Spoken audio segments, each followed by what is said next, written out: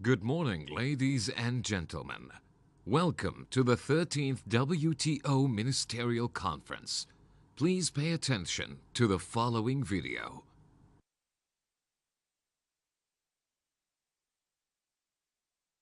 Ladies and gentlemen, welcome to the 13th WTO Ministerial Conference. Please take your seats. We will be beginning shortly.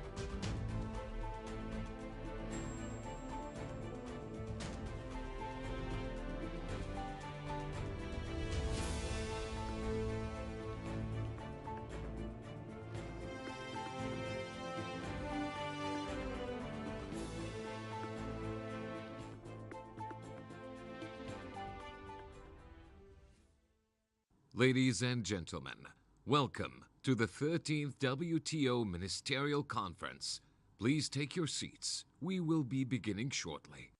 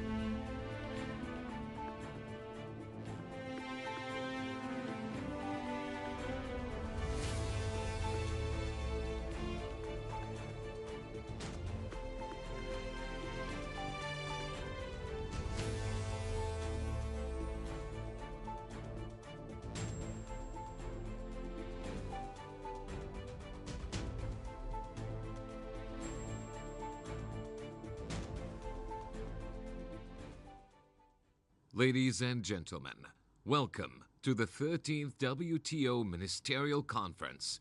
Please take your seats. We will be beginning shortly.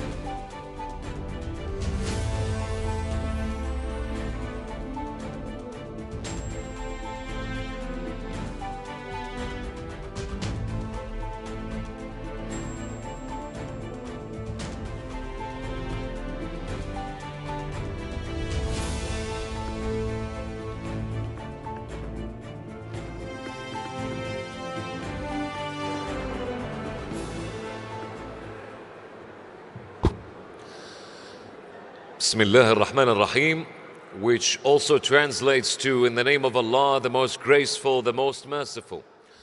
To our distinguished guests of ladies and gentlemen and delegates from these many countries, a very good morning to you, and we hope we can have your undivided attention. إلى حضورنا الكريم نتمنى نحصل على انتباهكم لبضع لحظات. Distinguished guests and dear delegates, we are about to commence our 13th Ministerial Conference brought to us by the WTO. However, our sign to commence will be your collective attention by taking your seats. Only then we can take the cue and we can commence, of course, this promising gathering of ours. حضورنا الكريم، نحن على وشك بدء أعمال هذا المؤتمر. إشارة البدء ستكون أخذ مقاعدكم وبعدها نتوكل على الله. Once again, ladies and gentlemen, our cue to start the proceedings of today's conference will be you taking all of your seats, and only then we can commence. Good morning, everyone.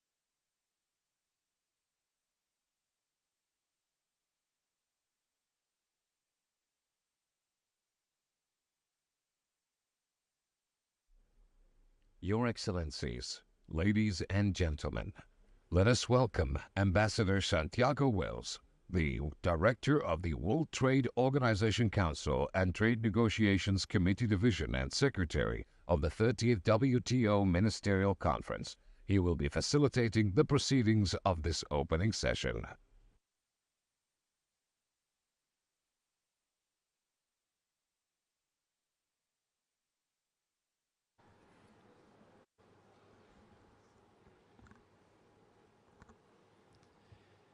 His Excellency, President Azali Azumani of the Union of the Comoros.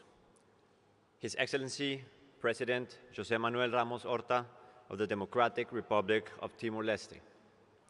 His Excellency, Dr. Thani bin Ahmed Al Sayudi, Minister of State for Foreign Trade of the United Arab Emirates and the Chairperson of the 13th session of the WTO Ministerial Conference. The MC13 Vice Chairs, His Excellency Honorable Todd McClay, Minister for Agriculture, Forestry, Hunting and Fishing and Trade of New Zealand. His Excellency Mr. Jorge Rivera Staff, Minister of Trade and Industry of Panama. And His Excellency Mr. Luke McLaurin Barga Atangana, Minister of Trade of Cameroon. Her Excellency Dr. Atalia Lesiba Molokome, Permanent Representative of the Republic of Botswana to the United Nations and other international organizations in Geneva, and General Council Chairperson. Honorable Ministers, Excellencies, distinguished guests, ladies and gentlemen. Welcome to the opening session of the 13th WTO Ministerial Conference in Abu Dhabi. Marhaba. Our 13th session takes place as we mark the 30th anniversary since the establishment of the WTO. Let us give a round of applause for our MC13 host, the United Arab Emirates, for their hospitality and warm welcome to the MC13 participants.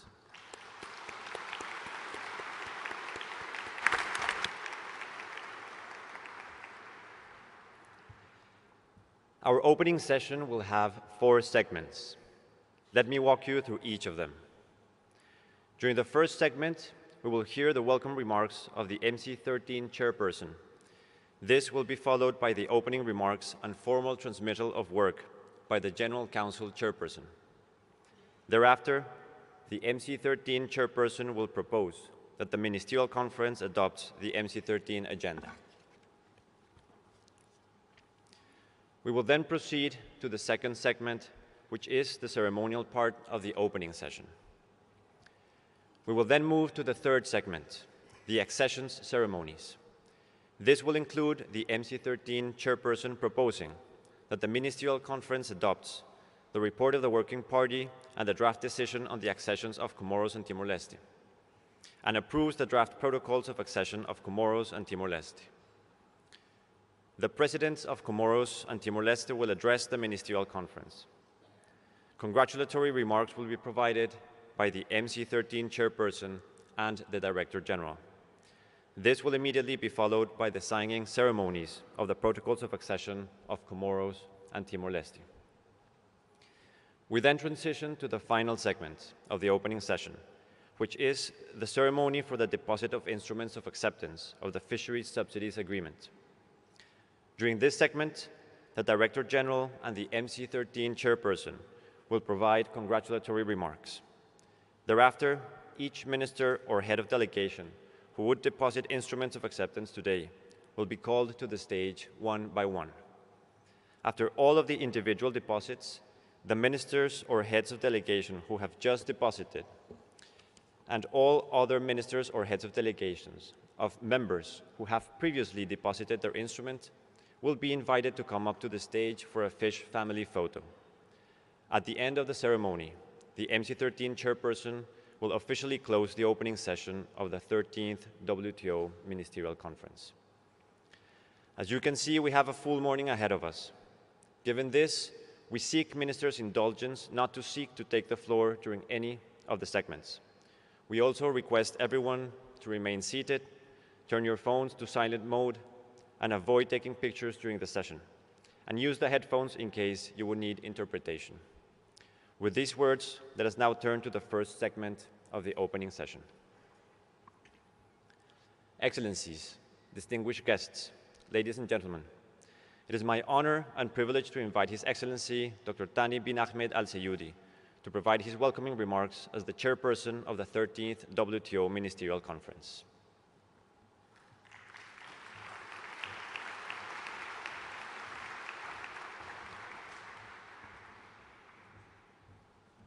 Thank you, Ambassador. Bismillah ar-Rahman ar-Rahim. Your Excellency, Dr. Ngozi, the WTO Director General, Your Excellency, Dr. Athalia, the WTO General Council Chairperson, Excellencies, ladies and gentlemen, Assalamu alaikum wa rahmatullahi wa barakatuh, and very good morning. It is with a great pleasure to welcome you all to the United Arab Emirates for the 13th session of the Ministerial Conference of the World Trade Organizations here in Abu Dhabi. As the chairman of this very important conference, it is a privilege to address such distinguished guests, and it has been a pleasure to work with you all in preparation for this moment. Over the past 3 decades, the WTO has been a global safety net, offering stability, transparency, and predictability to the international trade. And the WTO has contributed to raising living standards, improving employment opportunities, and enabling the expansion of trade in goods and services. We in the UAE can bear witness to this.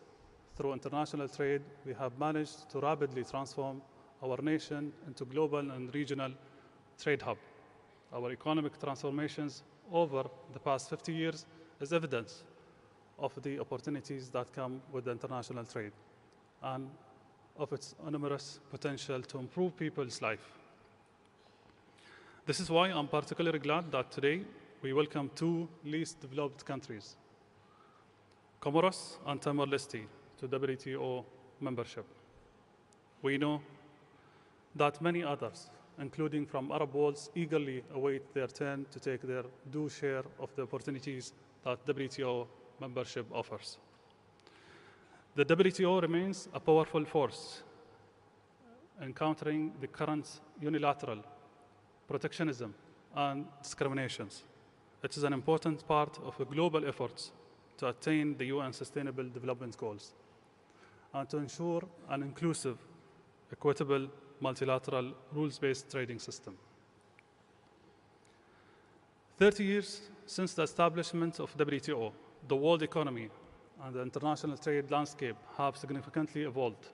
Technological developments and exchange of information and ideas have been driving the global economy forward.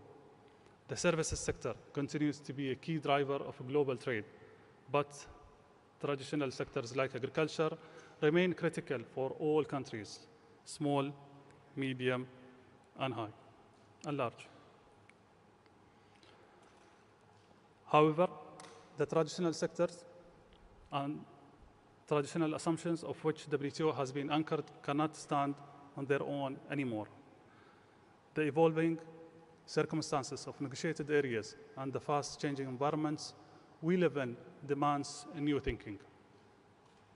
The growth of the WTO membership and its diverse priority requires a dynamic approach from the WTO, one that respects the rules that bind us all as WTO members, but also enables the WTO to advance and be forward-looking to achieve our collective goals.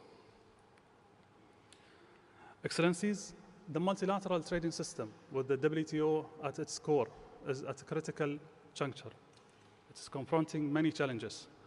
We have witnessed shifting of priorities in addressing climate change and sustainability issues. Many countries are experiencing debt and cost of living pressures, food security, and slow recovery from COVID-19 pandemic. Equally, persistent development challenges and geopolitical tension continue to impact lives and livelihood as well as international trade. This 13th WTO Ministerial Conference can be the launchpad for a future of a global trade and reformed WTO that is prepared to address current and future trade challenges. We can and must achieve this. We have seen the work that our negotiators have done to prepare our engagement that will be formally transmitted to us. Let me take a moment to express my deep appreciation to Dr. Ngozi, the Director General of WTO, and Her Excellency Dr. Atalia, the General Council Chairperson, for their tireless efforts, together with all of you, to prepare the draft Abu Dhabi MC13 package. Excellencies, colleagues, and friends, we in the UAE are determined to make this ministerial conference a success. And as chairperson, I'm fully committed to creating an environment of comfort for all delegates to conduct negotiations freely, frankly, and constructively in the upcoming days. I now ask all of you to show the world that WTO is alive and well and is fully capable to deliver results that matter to people everywhere. We also need to show through the outcomes of this conference that trade and the multilateral system can and will contribute to development. We have the unique opportunity to collectively shape the future of trade. It rests in each of our hands. Let us seize this moment to shape it wisely and ensure a prosperous future for all countries. Welcome to UAE and looking forward to work with you. Thank you.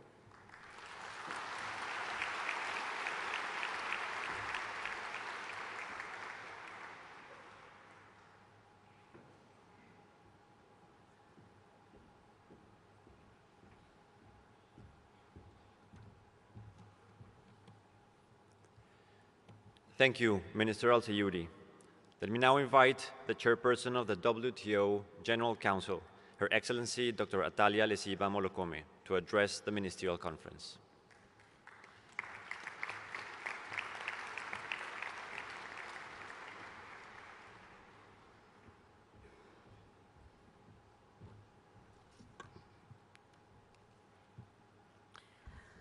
Thank you, Ambassador Wells.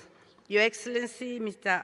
Assoumani, President of the Union of the Comoros, Your Excellency Dr. Jose Ramos Horta, President of the Democratic Republic of Timor-Leste, Your Excellency Dr. Thani bin Ahmed Al Zaoudi, Minister of State for Foreign Trade of the UAE and Chairperson of the 13th session of the Ministerial Conference, Excellencies, Vice Chairpersons of the 13th Ministerial Conference, Excellencies, Honorable Ministers, Distinguished Director General, Dr. Ngozi Okonjo-Iweala, distinguished delegates and guests, ladies and gentlemen. It is my distinct honor to address you at the opening ceremony of this 13th session of the WTO Ministerial Conference.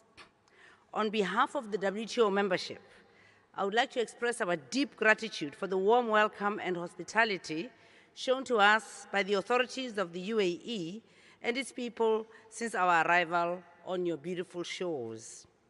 Our particular appreciation goes to His Excellency Dr. Thani bin Ahmed Al Zaoudi, who's just addressed you, Minister of State for Foreign Trade of the UAE, for chairing this conference. Let me stress, Excellencies, that the UAE's offer to host MC13 and the efforts to ensure its success are a testament to the value the UAE attaches to the multilateral trading system and to international cooperation.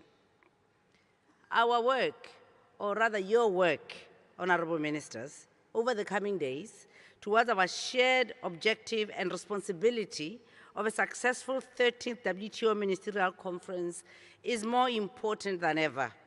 In particular, among the growing economic uncertainties and geopolitical tensions, we must collectively ensure that the WTO is fit to respond to the challenges of today.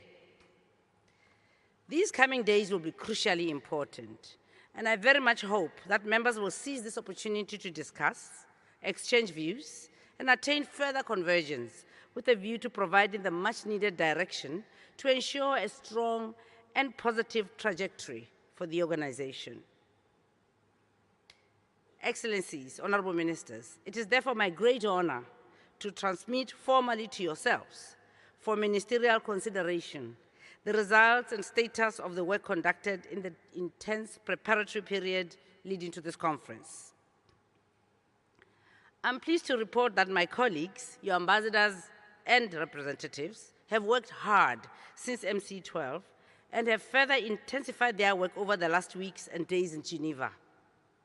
I was heartened by the collective resolve to deliver, and I take this opportunity to commend the efforts of your ambassadors and representatives, as well as their teams in Geneva. Despite these efforts, some differences remain. The results of their work will be before you in different stages of finalization for consideration and action. Let me start by presenting to you the annual reports on WTO activities. These reports capture the work that has been undertaken in the organization, including the work that has been undertaken with respect to mandates that ministers provided at previous ministerial conferences. In this context, let me highlight the factual report, and I quote, on follow-up work to the ministerial declaration on the WTO response to the COVID-19 pandemic and preparedness for future pandemics, end of quote, as well as the state of play report of the efforts undertaken since MC12 to improve the daily functioning of WTO councils, committees, and negotiating bodies.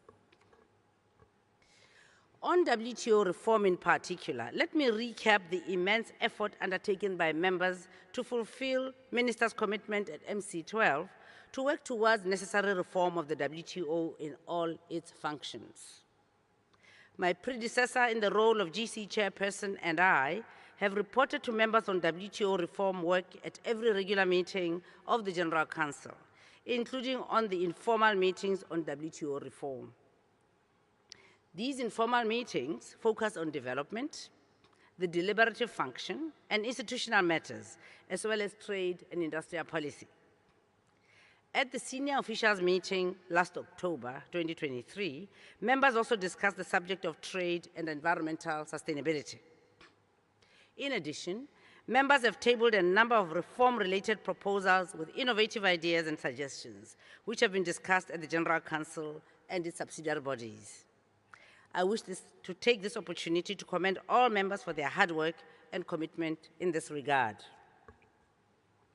Let me also, at this point, and with the overall WTO reform efforts in mind, positively note that in July 2023, members successfully concluded the 7th appraisal of the Trade Policy Review Mechanism, otherwise known as the TPRM.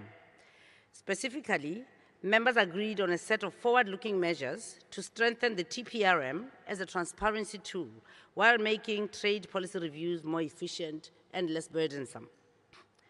On dispute settlement reform, the chairperson of the DSB provided a report to the 14 February special meeting of the General Council, in which he recalled ministers' commitment at MC12 to conduct discussions with a view to having a fully and well-functioning dispute settlement system accessible to all members by 2024. In this regard, I refer you to the draft ministerial decision on dispute settlement reform, which is before you for consideration. Also in this context, I note that there is a dedicated working session envisaged in the conference program.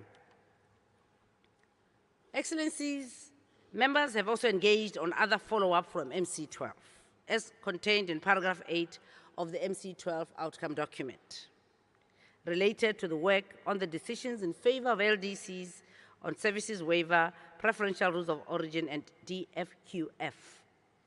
I reported on this work in each regular session of the General Council, including most recently the February 14 special meeting of the General Council.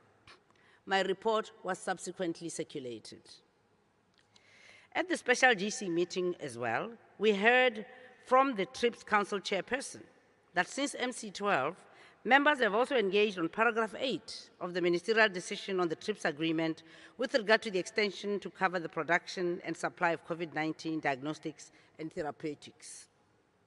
In her report to the 14 February special meeting of the General Council, the TRIPS Council chairperson informed members that despite efforts, consensus could not be reached. At the same time, she noted that all members supported a forward-looking agenda to discuss IP and pandemic preparedness in an effort which will continue in the TRIPS Council beyond this conference.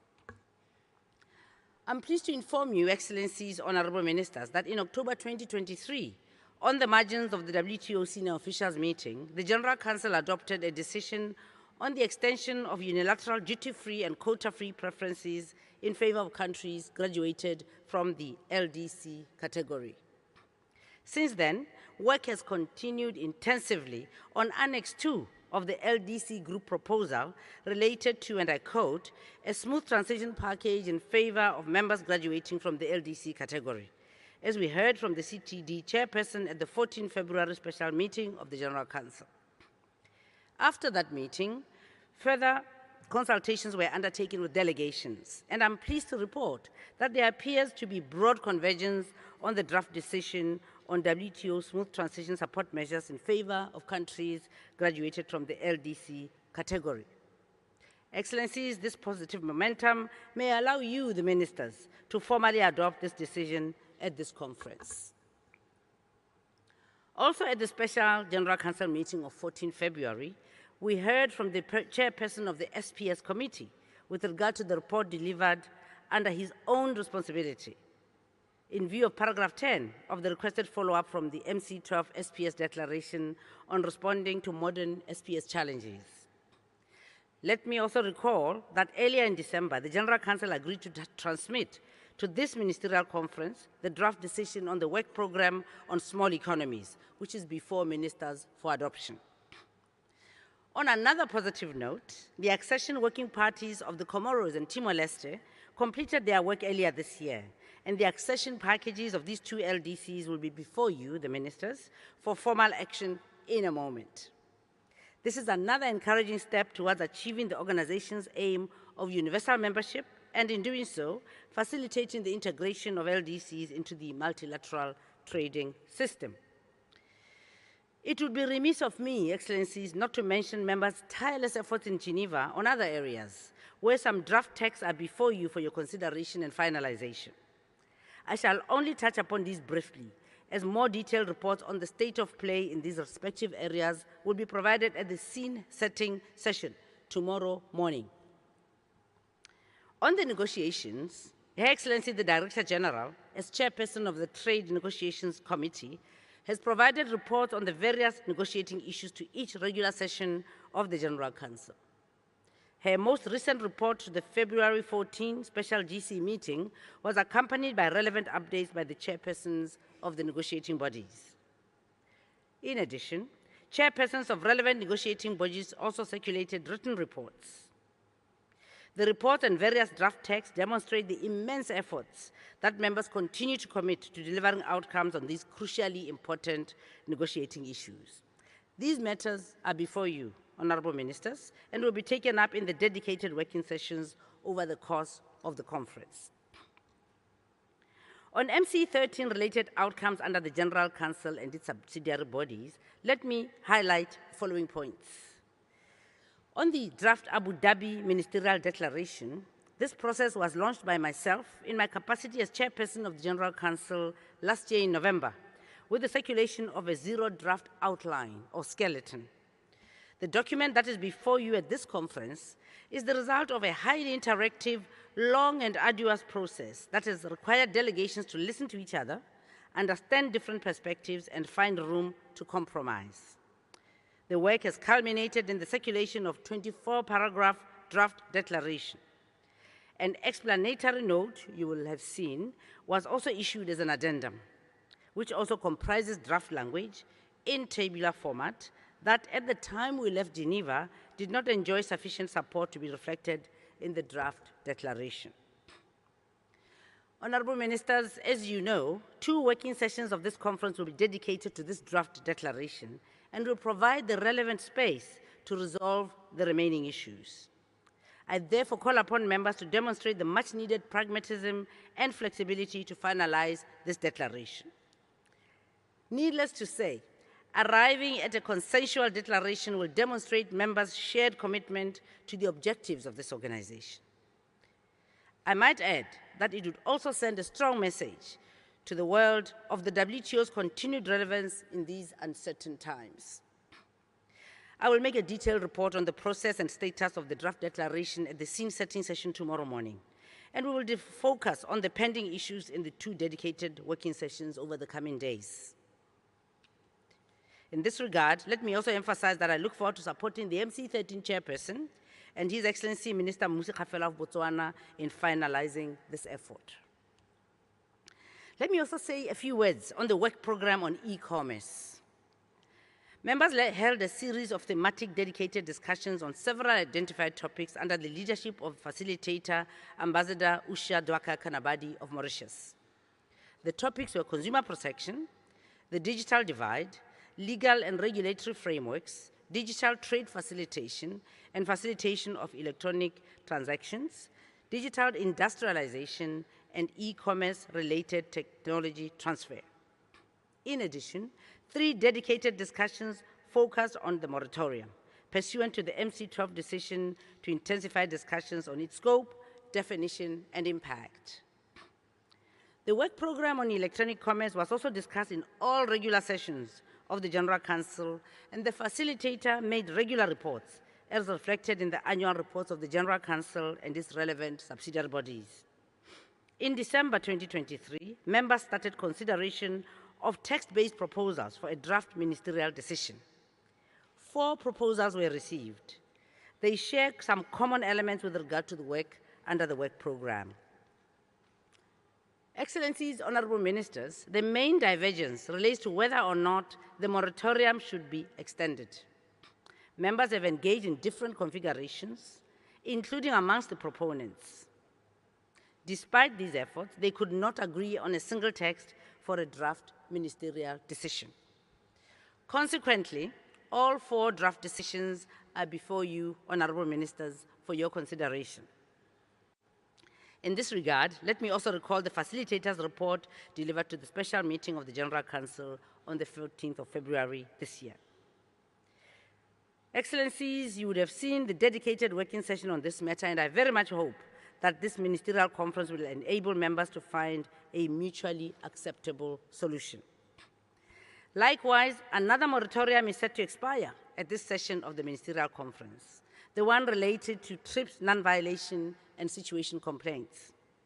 At MC12, the ministers directed the TRIPS Council to continue its examination of the scope and modalities for TRIPS non-violation and situation complaints and agreed that in the meantime, members would not initiate such complaints under the TRIPS agreement.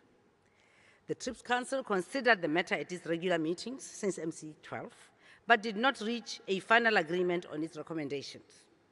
The TRIPS Council chairperson has circulated a draft recommendation to extend the moratorium until MC14 for members' consideration. You, honorable ministers, may therefore also need to consider this issue in the course of this conference. Let me also draw your attention to a draft ministerial declaration on strengthening regulatory cooperation to reduce technical barriers to trade. At the special meeting of the General Council on 14 February, I took note that the proposal enjoyed widespread support among the WTO membership, and that pending one reservation, this draft declaration could be adopted at this conference. Since then, I'm delighted to report that good progress has been made and that this declaration can be adopted by you, the ministers, at this conference. This is a very positive development. I should also note that members have been active in tabling proposals on other matters, which have been discussed in the General Council and its subsidiary bodies. I understand that proponents will continue their outreach in an attempt to build convergence. As I conclude, Excellencies, Honorable Ministers, Director General, let me assure you of my unwavering support as Chairperson of the General Council to work towards our shared objective and responsibility for a successful 13th WTO Ministerial Conference. And I thank you for your attention.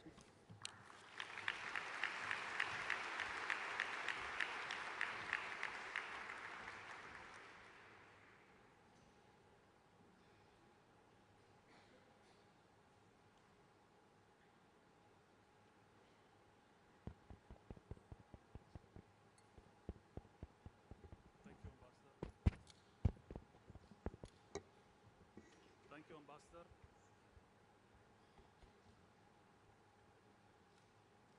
With work from Geneva,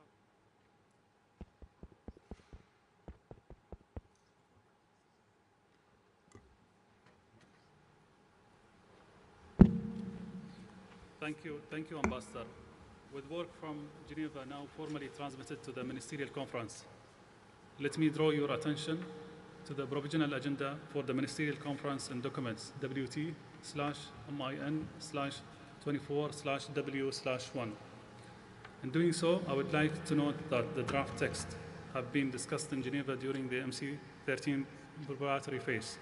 Abu Dhabi Ministerial Declaration, as well as all members' proposals, remain on the table for the ministers' considerations and may be taken up under item 2 of the agenda concerning action by ministers.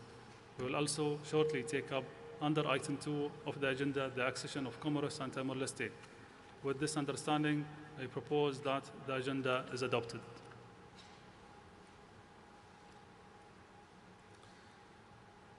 Thank you. The agenda is adopted.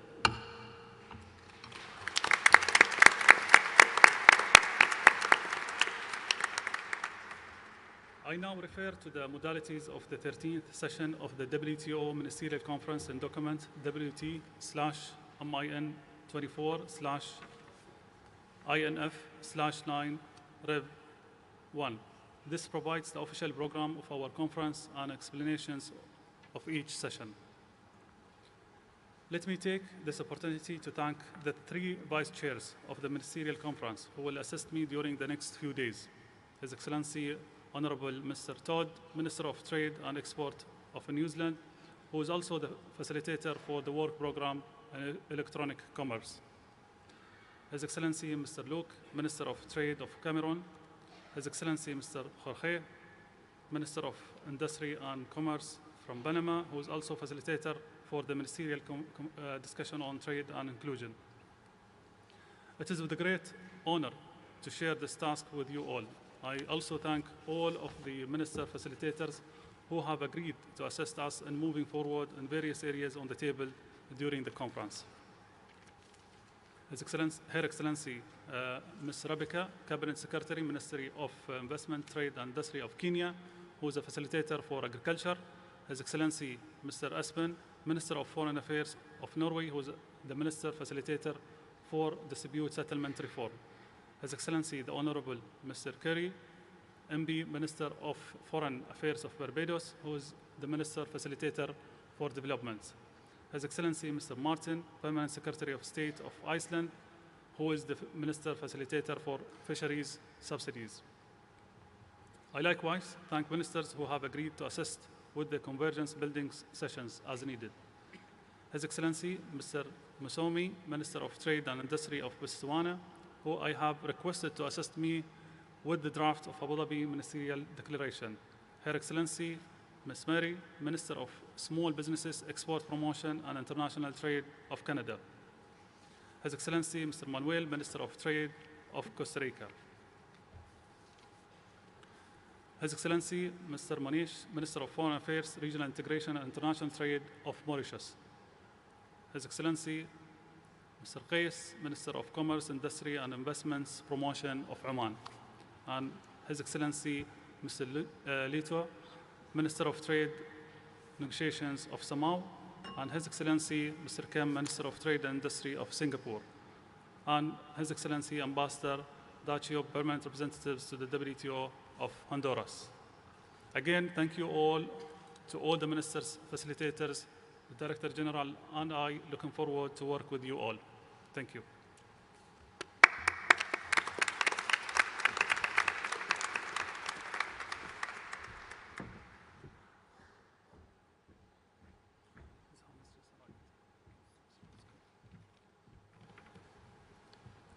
Thank you, Minister Al-Sayudi, MC13 Chairperson.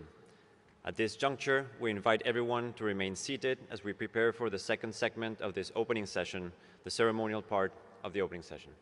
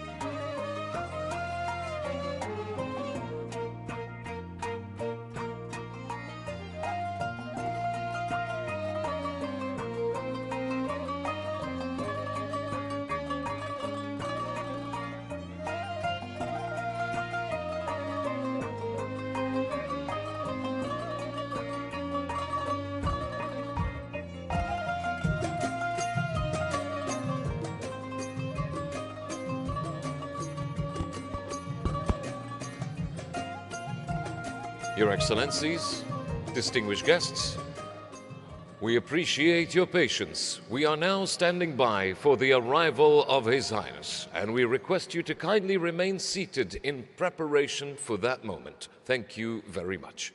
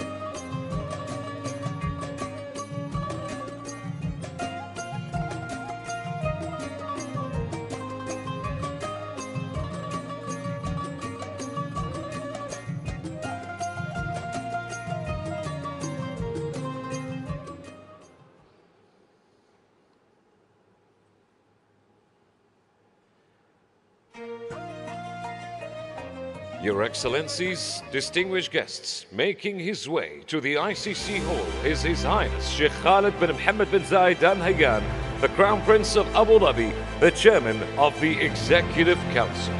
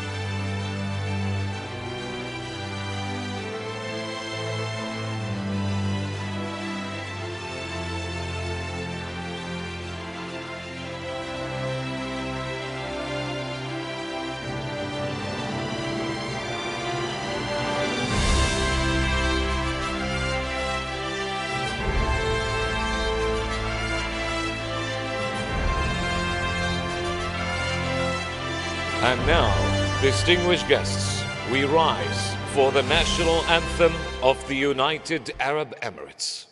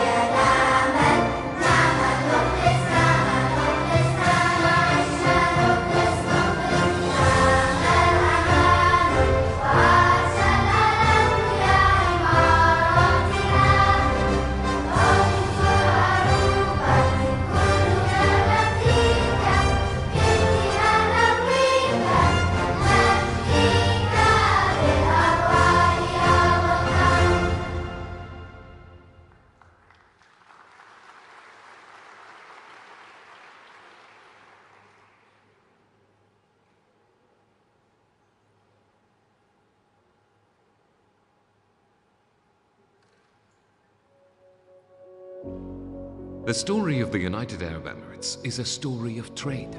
For centuries, a ceaseless flow of goods, people, and ideas has connected the Arabian Peninsula with the world. In the early 16th century, the spice routes bridged east and west through the trade of nutmeg, pepper, and other valuable commodities.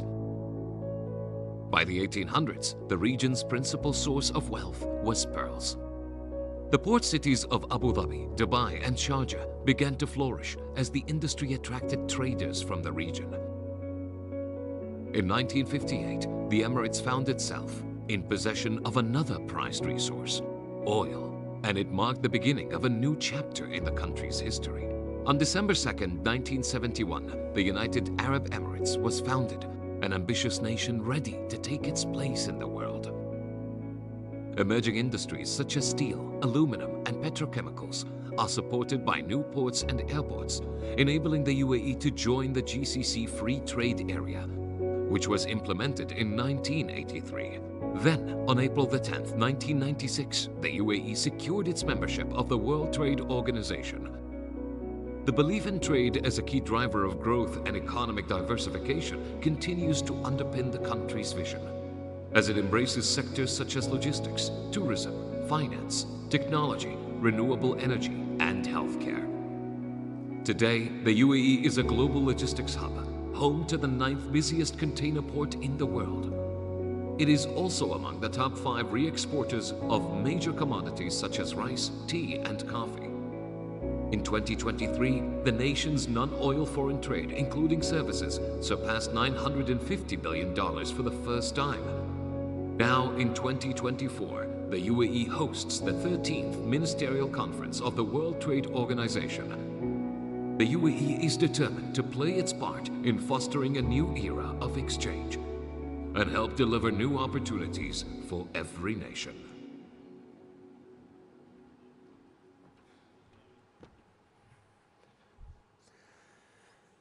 Bismillah ar-Rahman ar-Rahim, which also translates to, in the name of Allah, the most graceful, the most merciful. Your Highness, Sheikh Khalid bin Mohammed bin Zayed Al Nahyan, the Crown Prince of Abu Dhabi, Chairman of the Executive Council. Your Excellencies, distinguished guests, may the peace of Allah be upon you all, and welcome to the 13th WTO Ministerial Conference Abu Dhabi for this year 2024 that has a very beautiful slogan, which is delivering for people through trade. Now, thank you very much for that. A great audience of delegates, we must say. But let's get to the here and now. Distinguished guests, now our first remarks are going to be relayed to you in the Arabic language, and therefore we kindly request you to have your translation device ready on the go in preparation for that moment. And with that, ladies and gentlemen, let us get to the first honor of all honors. Please welcome with me the host country remarks, as it will be relayed to you by His Excellency Dr. Thani bin Ahmed Al-Ziyudi, the Minister of State for Foreign Trade of the United Arab Emirates, Chairperson of the Ministerial Conference of the WTO. Let's give him a welcome.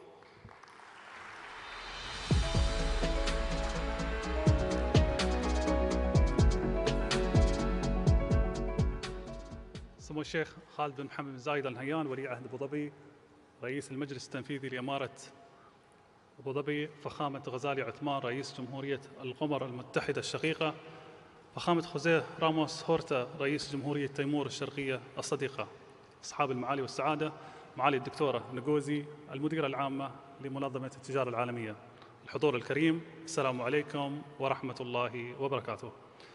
أرحب بكم جميعاً باسم دولة الإمارات العربية المتحدة في أبو ظبي وفي المؤتمر الوزاري الثالث عشر لمنظمة التجارة العالمية، وأشكركم على هذا الحضور المهم والذي يعول عليه العالم في مواصلة حشد التوافق والجهود المشتركة لإعادة تشكيل مستقبل التجارة الدولية.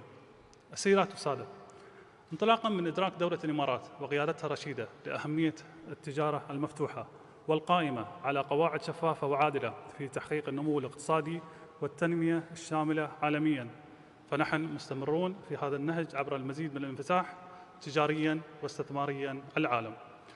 نلتقي اليوم بالعاصمة الإماراتية أبو ظبي، المكان الأمثل لتحقيق الأهداف المرجوة من هذا المؤتمر، فمنذ تأسيسها حرصت دولة الإمارات على أن تكون نقطة التقاء وداعماً لتحقيق التوافق الدولي على الدوام.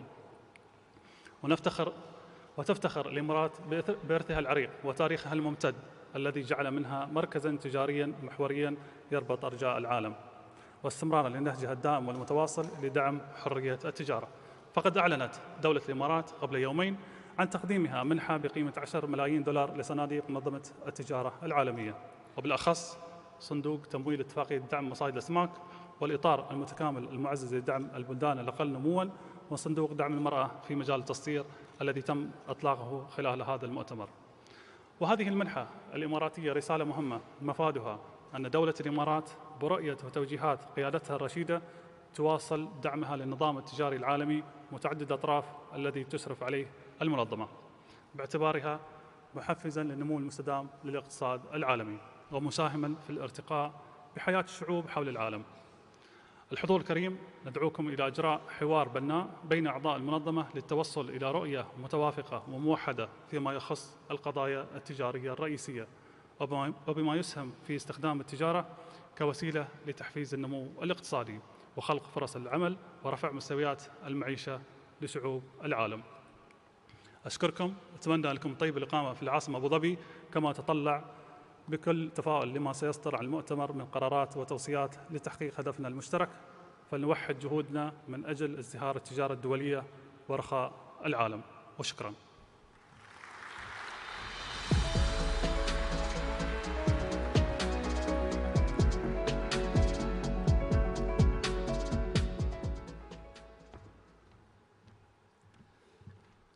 Our thanks to His Excellency Dr. Thani bin Ahmed Az-Ziyudi for these remarks. And now, distinguished guests, please join me in welcoming Her Excellency Dr. Nguzi Okojo Iweala, the Director General of the World Trade Organization.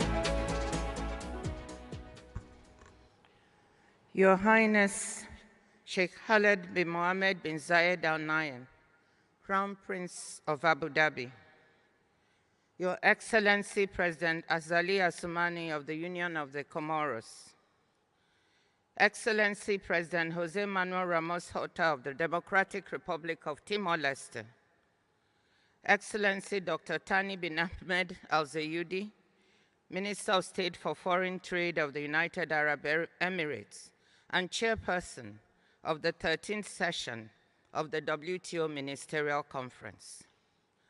Our MC13 vice chairs, Excellency Mr. Luke Magloire Mbaga Tagana, Minister of Trade of Cameroon, Excellency Honorable Todd Macleay, Minister for Agriculture, Forestry, Trade of New Zealand, Excellency Mr. Jorge Rivera Staff, Minister of Commerce and Industry of Panama, WTO General Council Chairperson Dr. Atalia Lesiba Molokome of Botswana, Honorable Ministers, Excellencies, distinguished guests, ladies and gentlemen. We are honored at this opening session of the 13th WTO Ministerial Conference to be graced by the presence of His Highness, Sheikh Khaled bin Mohammed bin Zayed Al Nahyan. On behalf of the World Trade Organization, we thank His Highness, the government and people of the United Arab Emirates, for hosting us in the land of tolerance, innovation, and inspiration. With its rich and vibrant trading culture, the United Arab Emirates and this beautiful city of Abu Dhabi provide the perfect setting for our ministerial conference. I would like to pay tribute to His Highness for inviting WTO ministers to be inspired and energized by the dynamism that this city has to offer. Thank you for the warm hospitality and exceptional arrangements that have been put together. The ADNEC sets an impressive stage for ministers to work towards concrete outcomes that deliver for people through trade. The appropriate theme that our hosts have chosen. The UAE's belief in an open, transparent, and rules-based multilateral trading system, and in the power of trade to transform people's economic prospects, is vividly seen in the evolution of its economy and society.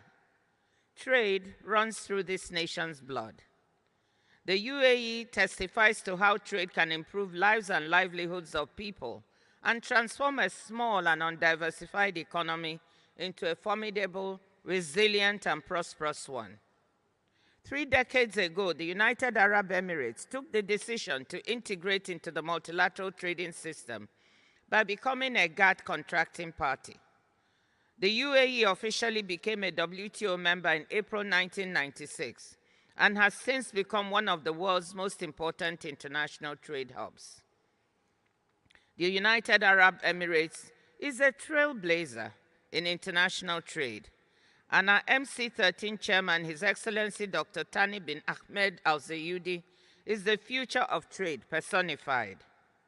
Empowering youth as economic actors has been at the center of his work through various startups and businesses, big and small, working to stimulate innovation as a means for economic growth and social inclusion. Excellencies, the 13th session of the WTO Ministerial Conference could not be in more capable hands. With the UAE as our host, Minister Al-Ziyudi as our chair, I'm hopeful that MC13 will be the success that people across the globe deserve during these uncertain and difficult times.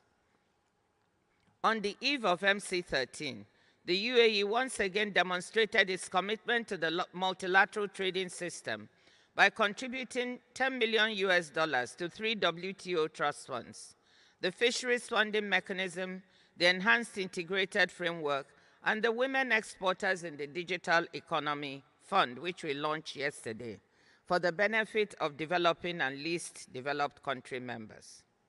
The UAE was one of the first members to deposit its instrument of acceptance of the Agreement on Fisheries Subsidies. This support and leadership is much appreciated, and we thank His Highness and the government and people of the United Arab Emirates. I will conclude my remarks by once again expressing my profound appreciation to His Highness Sheikh Khaled bin Mohammed bin Zayed Al Nahyan, Crown Prince of Abu Dhabi, for being with us at this opening session. Your presence has provided us encouragement that we need to work harder, smarter, and work together to deliver meaningful outcomes for all our citizens through trade.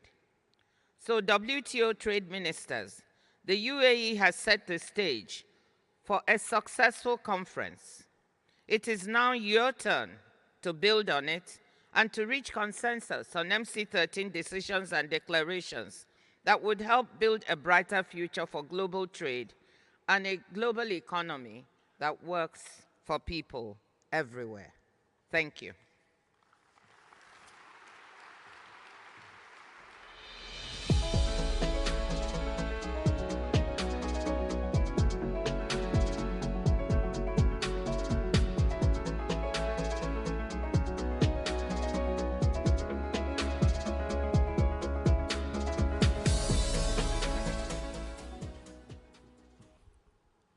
Our thanks to Her Excellency for these remarks. And with that, we would like to also dedicate our thanks to His Highness Sheikh Khaled bin Mohammed bin Zayed Al Nahyan, the Crown Prince of Abu Dhabi, the Chairman of the Executive Council, for honoring us with his presence today at these opening proceedings at the WTO conference. Thank you very much, Your Highness.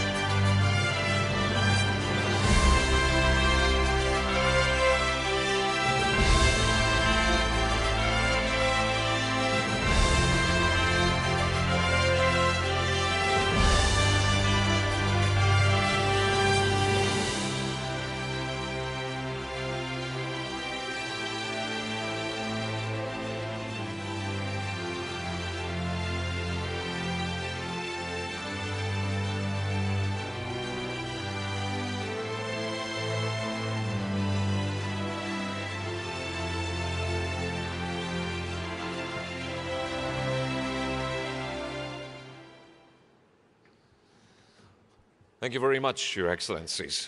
Distinguished guests, let us now welcome Ambassador Santiago Wills, the Director of the WTO Council and Trade Negotiations Committee Division and Secretary of the 13th WTO Ministerial Conference, who will be facilitating the proceedings of this conference throughout the day. Please give him a welcome.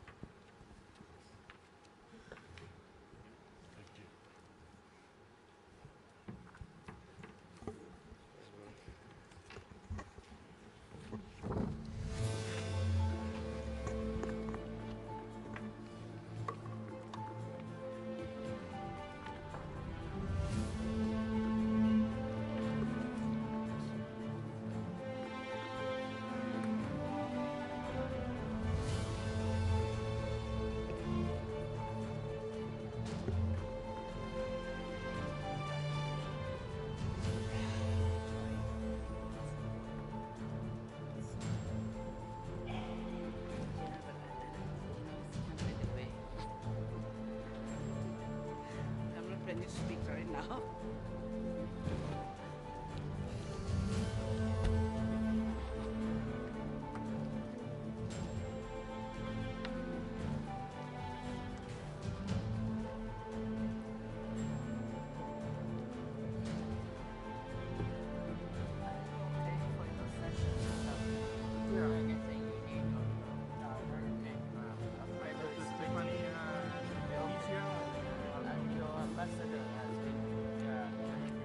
Around for a long time, so he knows.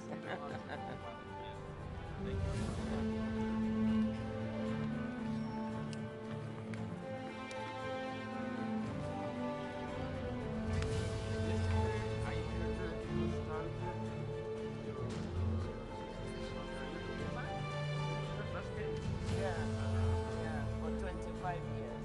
I worked my way up from just a young professional to the number 2 position, managing director. But in between, I went back to my country twice to be the finance minister, then foreign affairs minister, and then I came back. Well, congratulations. He's a nice person. Yeah, very nice.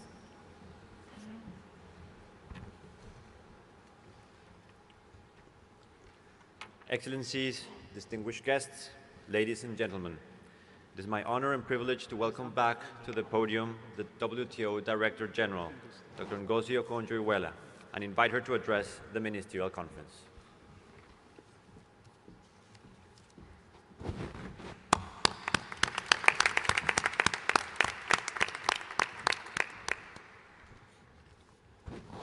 Thank you, Santiago, Ambassador Wills. And I'm going to ask you to bear with me because I have a bit of a long speech, as you can imagine. 13th Ministerial Conference Chair, Excellency Dr. Thani bin Ahmed Al Zayudi, MC13 Vice Chairs, General Council Chair Dr. Atalia Molokome, Excellencies, ladies and gentlemen, welcome to the 13th Ministerial Conference of the WTO. It's wonderful to be here in the UAE and in the Gulf region, which for centuries has been a vital crossroads for goods, people, and ideas. I want to start by thanking our hosts for their excellent cooperation throughout the months of preparation leading up to our gathering here in this spectacular venue. I'm grateful for their optimism, their enthusiasm, and their willingness to act fast. Minister Al-Zayudi has already been hard at work for months to lay the groundwork for a successful MC13, chairing virtual meetings of ministers and reaching out in person to the full membership, most recently at a special General Council in Geneva, not even up to 2 weeks ago. I thank him and the UAE delegation in Geneva, led by Ambassador Jamal Al-Musharak and the Director of the UAE Office to the WTO, Ambassador Abdusalam Mohammed Al-Ali, for their tireless efforts. Let me also thank ministers from the Gulf region who have been extremely supportive, and from the wider Arab group for taking on this ministerial as their own. All this support will hopefully help us deliver meaningful results here. I'm delighted to say that we are kicking off this meeting with some excellent news. Here at MC13, the WTO is welcoming its first new members in almost 8 years, Timor-Leste and Comoros. We celebrate the hard work they have put in and the beneficial but challenging reforms they have implemented at home.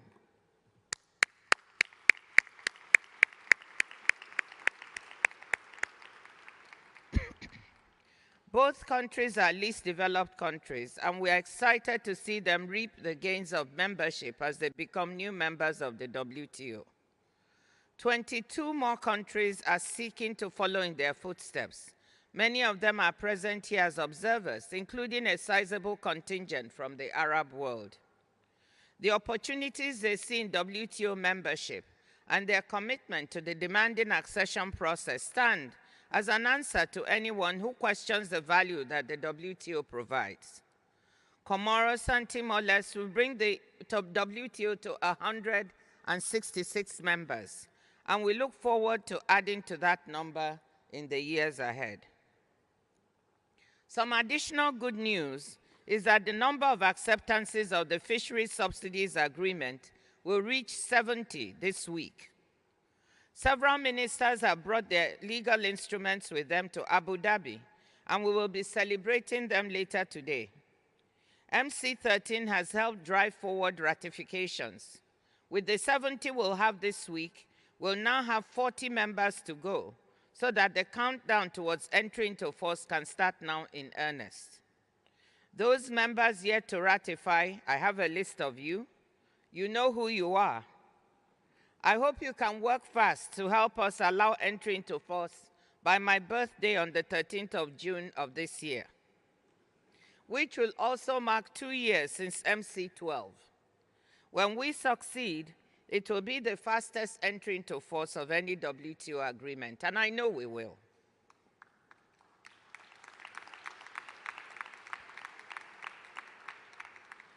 Excellencies, when we met in Geneva for MC12 almost 2 years ago now, my message to you was blunt. In keeping with my promise to bring a new pair of eyes and ears to the WTO, I told you what I was seeing and hearing from political and business leaders around the world, that the WTO needed to produce results, but expectations were very low that members could agree to anything. But you defied those expectations and beat the odds. You showed leadership. You invested political capital and you bridged gaps. You worked together to make MC12 a resounding success. Members delivered what was dubbed the miracle on Lake Geneva. 10 consensus multilateral outcomes with tangible benefits for people and the planet, and launched a comprehensive process of institutional reform. Members sent a powerful signal that the WTO can respond to contemporary challenges, and that in a world marked by strategic competition, we could also have strategic cooperation in pursuit of shared goals. Success is changing the tone about the WTO, both outside and within it. Yes, we will always have our naysayers and detractors, but there's no doubt that members have shown that we can deliver when members roll up their sleeves and muster the requisite political will. During the last several weeks, the atmosphere in our preparatory discussions in Geneva has been more constructive and conducive than it was in the run-up to MC12. And I thank ambassadors, ministers, and delegates for that. But as you can see from the documents sent to you, there's still a considerable amount of work to do. Ministers will have to roll up their sleeves once more to complete the work left over from Geneva. Whilst many of you empowered your ambassadors to make the necessary trade-offs during negotiations in Geneva, some of you did not. Hence, the important amount of work left for you to do. So our challenge this week is to prove that we can still deliver and demonstrate that MC12 wasn't a one-off miracle on Lake Geneva. We need to convert improved atmospherics into concrete results. We need to show the world that not only does the WTO underpin over 3/4 of global goods trade, it is also a forum where members deliver new benefits for people through trade. Let's not pretend that any of this will be easy. If we thought the world looked tough in mid-2022 when we were slowly emerging from the pandemic and the war in Ukraine had shaken food and energy security, we are in an even tougher place today.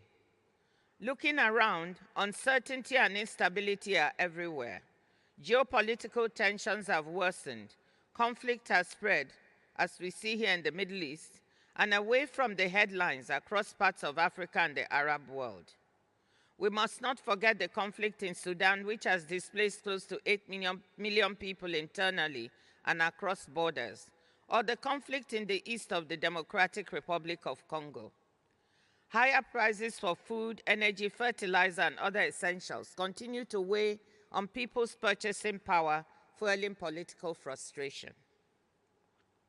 Shipping disruptions in vital waterways like the Red Sea and the Panama Canal are a new source of delays and inflationary pressure, offering a real-time reminder of the risks posed to global trade and output by security problems and the climate crisis.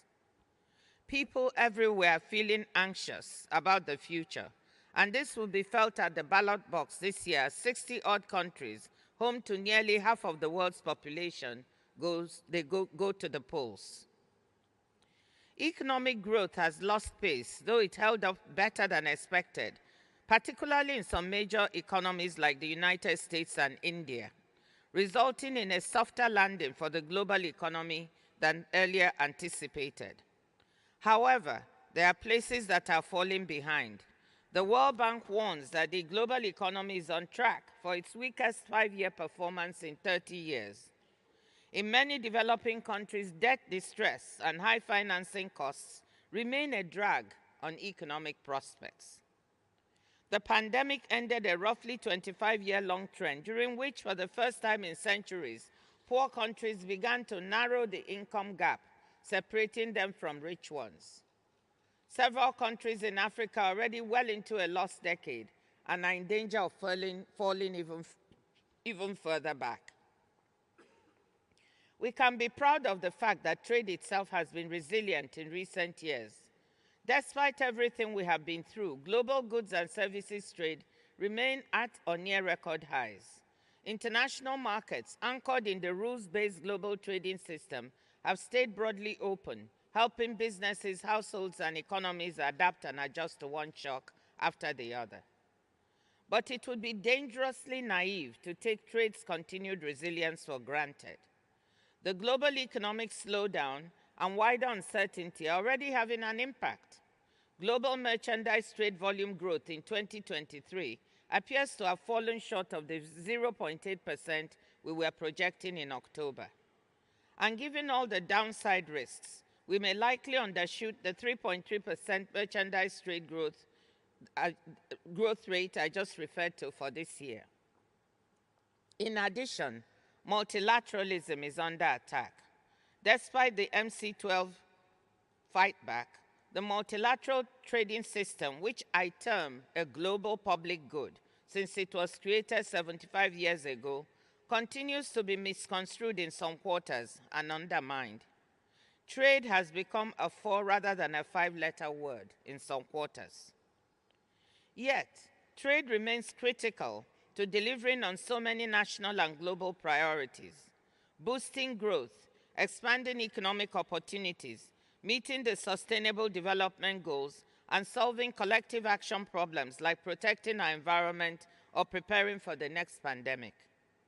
Without cooperation on trade, we would move towards an increasingly fragmented world economy, and all of these priorities would become harder, costlier, and in some cases, impossible to achieve. People would become more disappointed, more vulnerable, more frustrated. In light of these realities, we need the WTO to stand strong as it approaches its 30th anniversary. We need to keep reforming and reinvigorating the WTO so that it can deliver for trade in the years ahead, seizing the full potential of services and digital trade, accelerating trade for the green transition, and fostering socio-economic inclusion. We took important steps in the right direction at MC12. We have continued this work in Geneva under the aegis of the General Council, making significant advances on reform by doing. I'll come back to this shortly. But I want to thank ambassadors for these achievements. We need to build on these successes here in Abu Dhabi this week. This is why I'm excited about the deliberative sessions we have planned for ministers. This is something new that we are trying for the first time, and we very much view this as part of WTO reform. We have 2 deliberative sessions, one on trade and sustainable development in all its dimensions: social, environmental, and economic. With respect to the economic dimensions, issues of industrial policy and policy space will be important. The second session is on trade and inclusion. These sessions are intended to provide space for ministers to engage on issues at the center of contemporary economic debate and the intersections with the future of trade policy. Issues on which we need ideas and ways forward, even if they are not on the formal agenda. We have put questions to ministers to facilitate constructive discussions. These sessions are an experiment, one that I hope will go well so we can replicate that in future. Now let me look at some other issues before us on the table. At MC12, members delivered the first ever WTO agreement with environmental sustainability at its core. The Fishery Subsidies Agreement fulfilled the mandate in Sustainable Development Goal Target 14.6 and contributed to several others, including Target 14.4, making fishing sustainable, and 14.2, restoring marine ecosystems. This week, ministers can finish the job by closing the loop on some outstanding issues relating to harmful subsidies that contribute to overcapacity and overfishing. We are well on our way to seeing the entry into force of Fish 1. Completion of Fish 2 and its rapid entry into force would really put WTO members at the forefront of action on sustainability of our oceans and would safeguard the livelihoods of the 260 million people who depend on these oceans. Let me take a moment here to thank the International Institute for Sustainable Development, the Pew Charitable Trust, the Stop Funding Overfishing Coalition, the Friends of Ocean Action, and other civil society groups for their analytical work to help us understand what is at stake and for the advocacy that has kept our feet to the fire. Ending the estimated $22 billion per year in harmful fisheries subsidies would free up resources that subsidizers can repurpose, whether to help people domestically or to help the wider world, such as through green financing for poor countries or to support for climate-related loss and damage. Turning now to agriculture. According to the FAO, nearly 10% of the global population is undernourished. 735 million people in 2022, over 120 million more than before the pandemic. Trade has helped bring global food prices down from record peaks, though poor households continue to face difficulties accessing food amid high domestic inflation. Our decisions at MC12 are making a difference.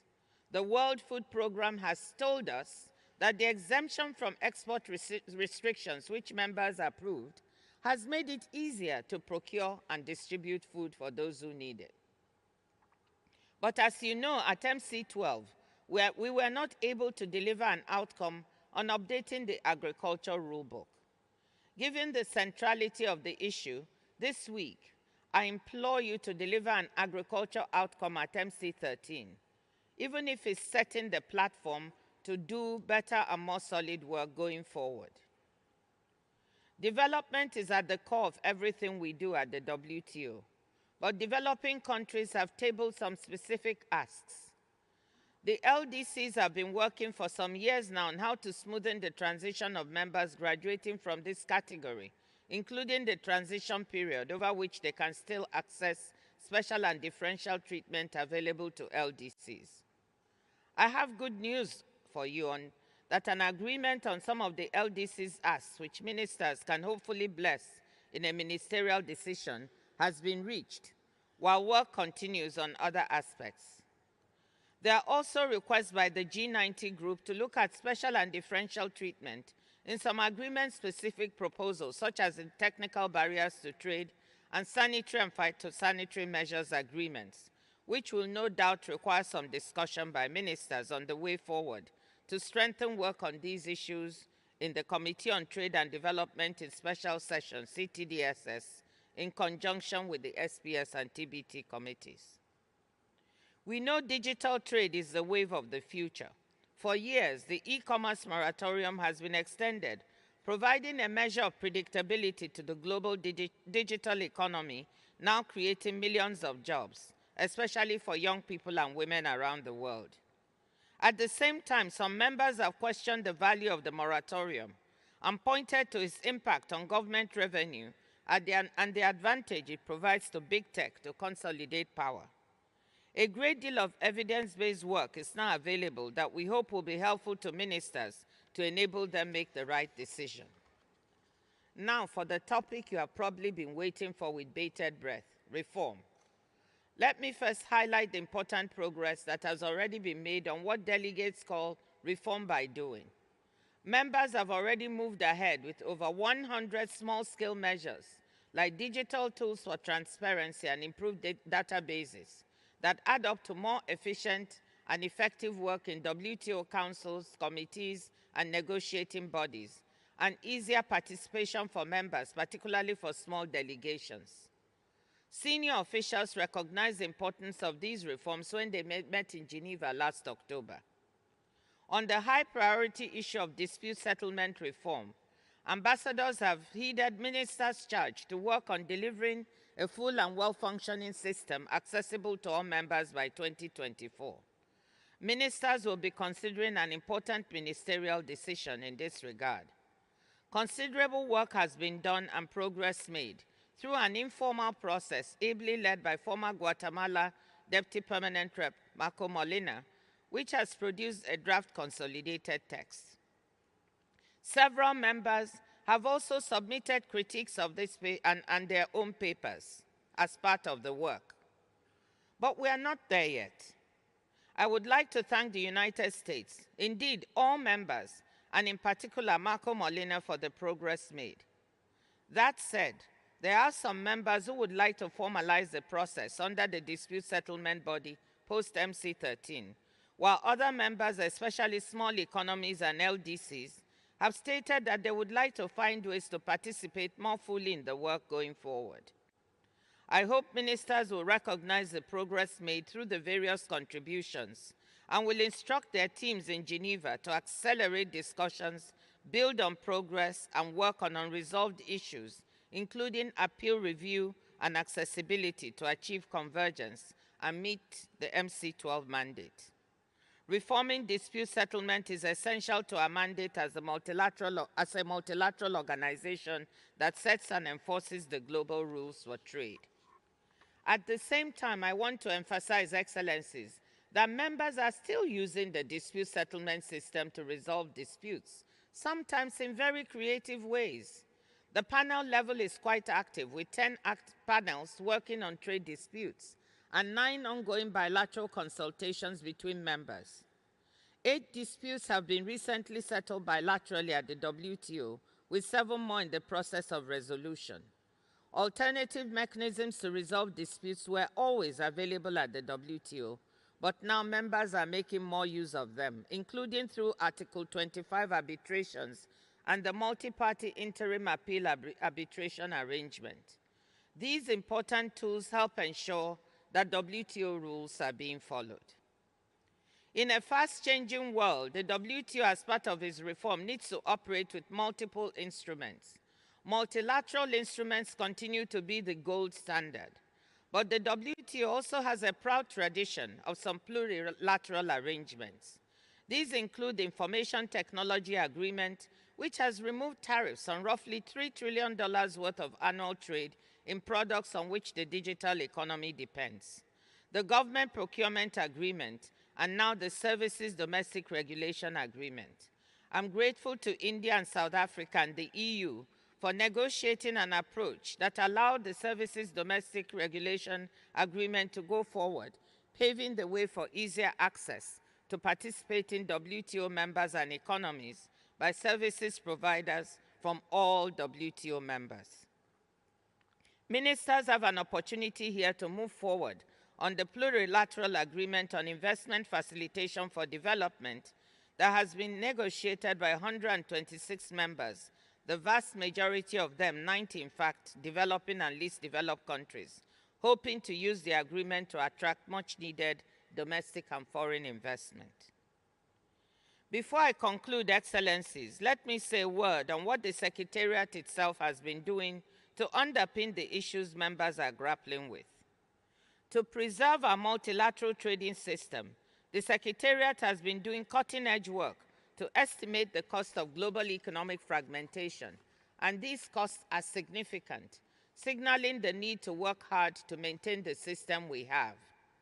Furthermore, in a world where the future of trade is services, digital, green, the Secretariat has done groundbreaking work on issues ranging from measuring trade in digitally delivered services to options for minimizing trade frictions associated with carbon pricing and fostering convergence in carbon standards for steel.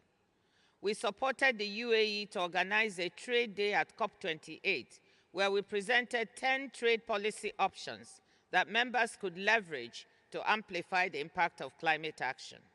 And because the future of trade also has to be more inclusive, we are working on the supply side to broaden access to international market opportunities for people and places left behind by globalization. Through our work, we are advocating for the decentralization and diversification of global supply chains to developing countries and regions left behind by the first wave of globalization. This is a concept we term re-globalization. It will help the world build resilience in supply chains whilst fostering inclusion. Other examples of work designed to foster inclusion is our partnership with the World Bank to bridge the digital divide in 8 pilot countries in Africa, with the International Finance Corporation to understand and plug trade finance gaps, and with the International Trade Center to create a $50 million fund to support women exporters in the digital economy. We want to thank our host, the UAE, and the Gulf countries for an excellent launch of this one yesterday, with a initial contribution of $5 million by the UAE and more in the pipeline soon. The Secretariat is also working on a vision and strategy for the first time ever to guide its work till 2030. The Secretariat must be properly equipped to help members tackle 21st century issues.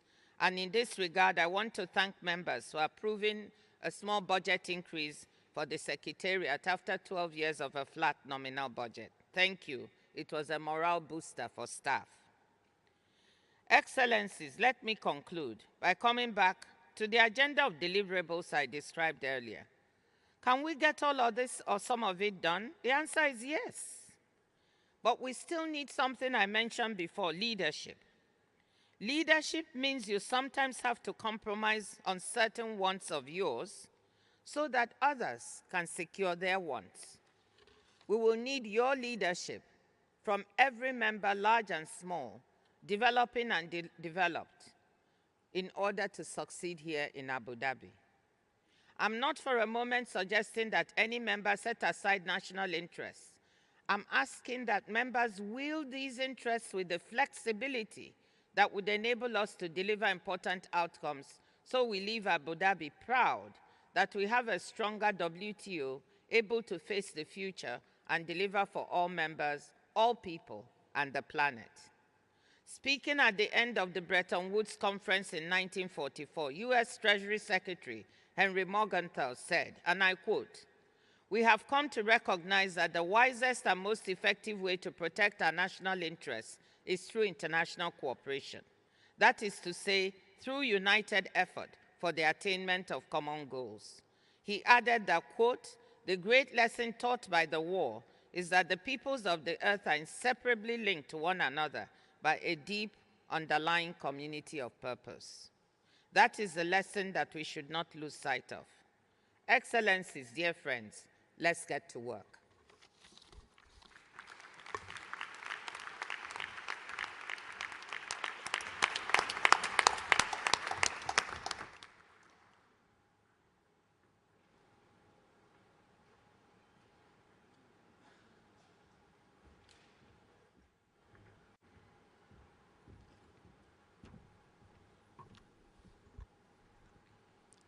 Excellencies, distinguished guests, ladies and gentlemen, we will now proceed to the third segment of the opening session, which is the accession ceremonies of the Union of the Comoros and the Democratic Republic of Timor-Leste.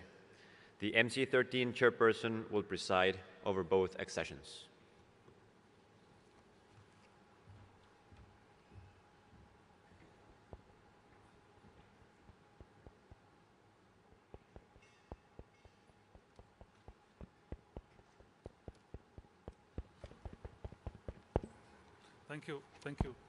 Thank you, Ambassador. Excellencies, we'll now take up the accession of Comoros and Timor-Leste under agenda item 2, which is action by ministers. On behalf of all WTO members and observer delegations, it's a great privilege to welcome His Excellency President Azali Osmani of Comoros and His Excellency President Jose Manuel Ramos Horta of Timor-Leste to the 13th session of the WTO Ministerial Conference. The presence of both presidents at this meeting demonstrate not only their personal commitment, but also that of their respective countries to their domestic reform processes, furthering our common goal as embedding in the multilateral trading system under the WTO.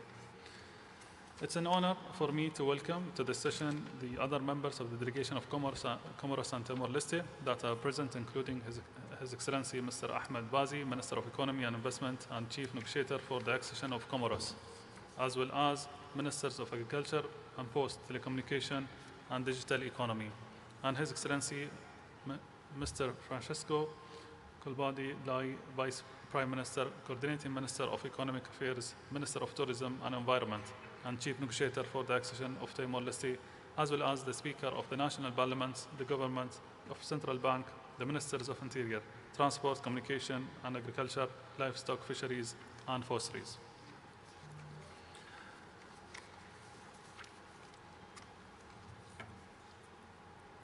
Let us first take the accession of the Union of Comoros. I would like to recall that on the 9th of January 2024, the Working Party approved at referendum the accession package of the Union of Comoros. The report of the Working Party is now before the Ministerial Conference in documents WT/ACC/COM/51, WT/MIN 24/3, added agenda 1 and 2, and for consideration and adoption. In the absence of the chairman of the working group on the accession of the Union of Comoros, Ambassador Omar of Morocco, who unfortunately had to stay back in Geneva, I would like to invite the Deputy Director General of WTO, Mr. Zhang, to introduce the reports of the Working Party.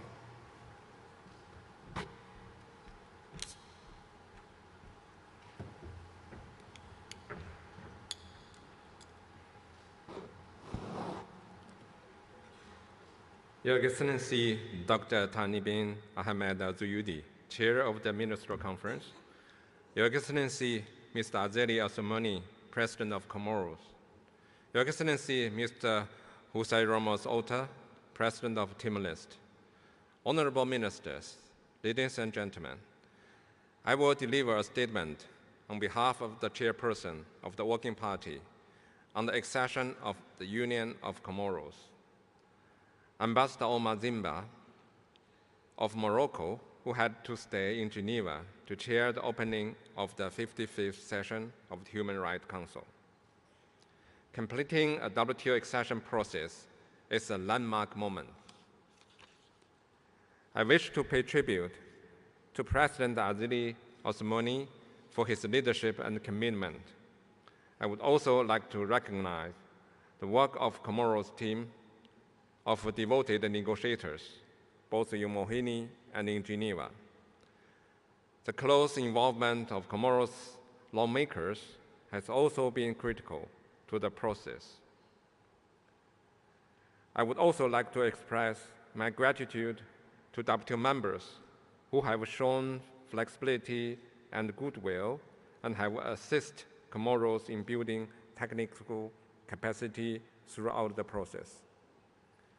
For Comoros, WTO membership holds the promise of faster economic growth, higher living standards, better jobs, and ultimately, long-term stability and peace. WTO accession will also help consolidate the economic, structural, and institutional reform that are already underway. For the WTO, Comoros accession means a warm welcome to another least developed country into the multilateral trading system.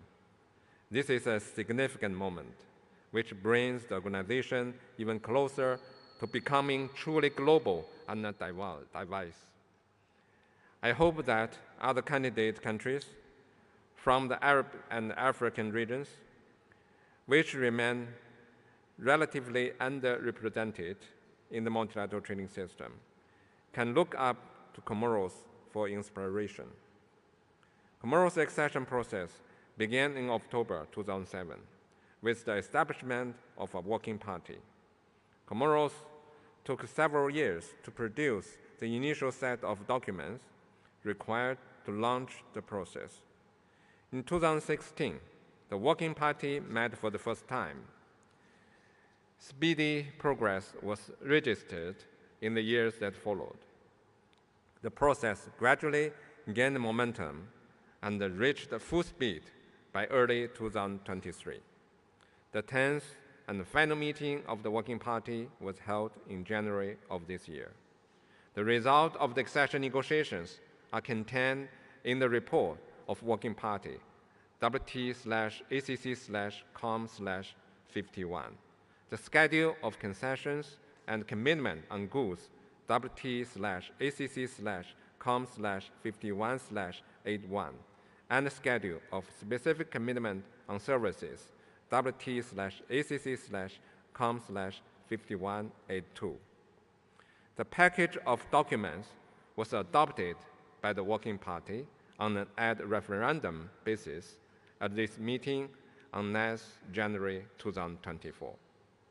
A draft protocol of accession and a draft decision for the consideration of the ministerial conference, reproduced in an appendix to the report, were also approved by the meeting.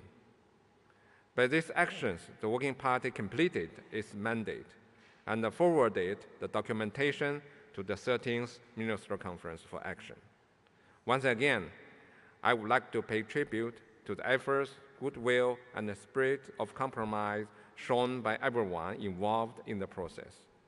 In particular, I would like to thank Ambassador Luis Enrique Chavez Basacaidia of Peru, my predecessor as Working Party chairperson, whose contribution was essential to the process.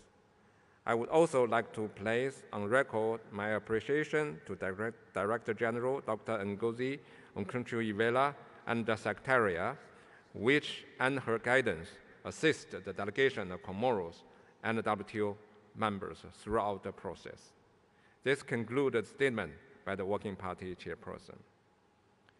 On behalf of the Secretariat, I would like to convey special thanks to Ambassador Oman Ziba for his active role as chairperson of the Working Party and to the government of Morocco for its support throughout the process.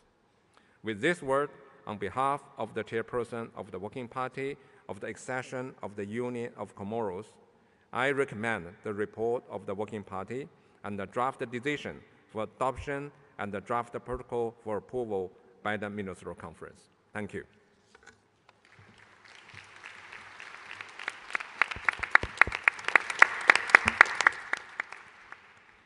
On behalf of the Ministerial Conference, I would like to thank Ambassador Omar for having served as a chairman of this working party for the last 3 years, as well as Deputy Director General Zhang for introducing the report of the working party. In the light of the report presented by Deputy Director General Zhang, I would like now to turn to the action by the Ministerial Conference on Comoros WTO accession in accordance with the decision-making procedures under Article 4 and 5 of the WTO agreement agreed in November 1995, WT/L/93. I therefore invite the Ministerial Conference to adopt the report of the Working Party as a whole in document WT/ACC/COM/51, WT/MIN24/3, and its Agenda 1 and 2. Adopt the draft decision on the accession of the Union of the Comoros as appended to the report of the Working Party, and approve the draft protocol of accession of the Union of Comoros as also appended to the report of the Working Party. The Ministerial Conference so agrees.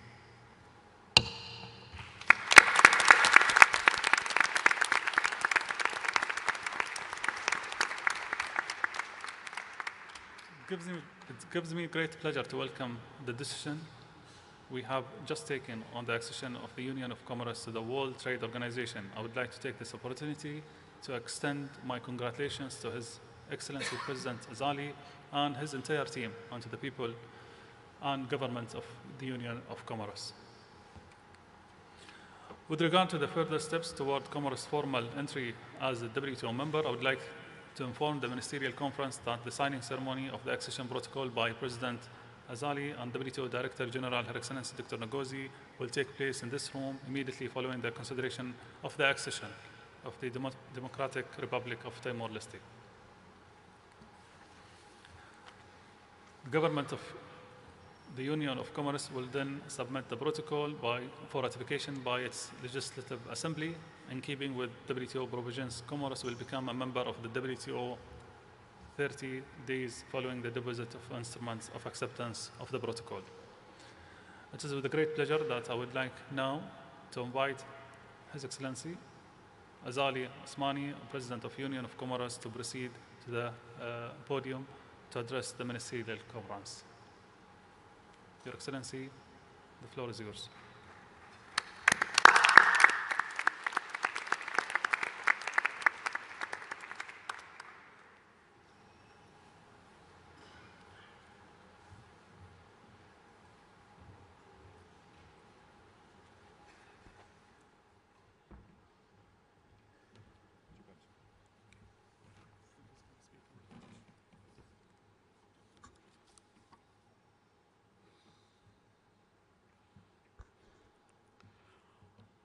Votre Altesse Mohammed bin Zayed Al Nahyan, émir d'Abu Dhabi et président des Émirats arabes unis, Excellence Monsieur José Ramos Horta, président de la République démocratique du Comore-l'Est, Excellence Monsieur Thani bin Ahmed Al Zaidou, ministre d'État au commerce extérieur des Émirats arabes unis, président de la 13e conférence ministérielle de l'OMC. Madame Ngozi Okonjo, directrice générale de l'OMC et très chère sœur, Mesdames et Messieurs les ministres, Mesdames et Messieurs les ambassadeurs, distingués invités et participants, Assalamu alaikum wa rahmatullahi wa barakatuh. Je voudrais, à l'entame de mon propos, remercier mon frère, Son Altesse Cheikh Mohammed bin Zayed Al Nahyan, président des Émirats arabes unis, pour l'accueil chaleureux et fraternel qui nous est réservé dans cette magnifique ville d'Abu Dhabi et pour les bonnes dispositions prises pour assurer la réussite de nos travaux. En ce moment précis, qui consacre l'adhésion des Comores à l'OMC, je ressens une profonde et légitime émotion, et pour cause, cela fait 17 ans que mon pays a formulé sa demande d'adhésion à cette importante organisation. Et cela fait 9 années depuis que mon gouvernement et moi-même menons des négociations difficiles pour atteindre cet objectif. Et voilà que Dieu a voulu que ce moment coïncide avec celui où, à la tête de l'OMC, se trouve une personnalité en tout point remarquable de notre continent, ma sœur, Madame Ngozi Okonjo-Iweala, en qualité de directrice générale de l'OMC. Il se trouve aussi que ce grand événement se déroule dans un pays arabe, ami et frère des Comores, avec lequel j'entretiens les meilleures relations avec ses plus hauts dirigeants. Mais aussi, au moment où l'Afrique a décidé de mettre dans cette priorité la création de la zone de libre-échange continental africain, la ZLECAf, vous pouvez alors imaginer le grand plaisir que j'ai aujourd'hui à prendre part à cette cérémonie consacrant cette admission officielle. Altesse, Excellences, Mesdames et Messieurs, le chemin visant à faire de l'Union des Comores le 165e membre de l'OMC est l'aboutissement d'un processus parsemé de concessions, de clarifications, d'engagements spécifiques, mais il a aussi et surtout été fait de volontés partagées, de coopération et de partenariats mutuellement bénéfiques. En effet, notre requête d'adhésion à l'OMC a été introduite il y a 17 longues années et sous mon impulsion, le gouvernement a présenté en 2016 l'aide-mémoire sur notre régime de commerce extérieur en vue de donner un souffle nouveau à ce processus. Ainsi, cette importante adhésion que nous célébrons aujourd'hui est l'aboutissement heureux de négociations intenses menées au sein du groupe de travail sur l'accession des Comores. Mesdames et Messieurs, honorables assistants, l'adhésion acquise, nous entamons dorénavant la phase la plus essentielle, celle de la mise en œuvre des engagements en vue de permettre à l'Union des Comores de jouir pleinement des opportunités offertes par le commerce international, mais aussi d'apporter sa pierre à l'édifice. Il s'agira de mobiliser les partenaires au développement autour des besoins en assistance technique et des ressources financières nécessaires pour conduire les réformes permettant de nous conformer aux règles multilatérales du commerce et aux meilleures pratiques en la matière.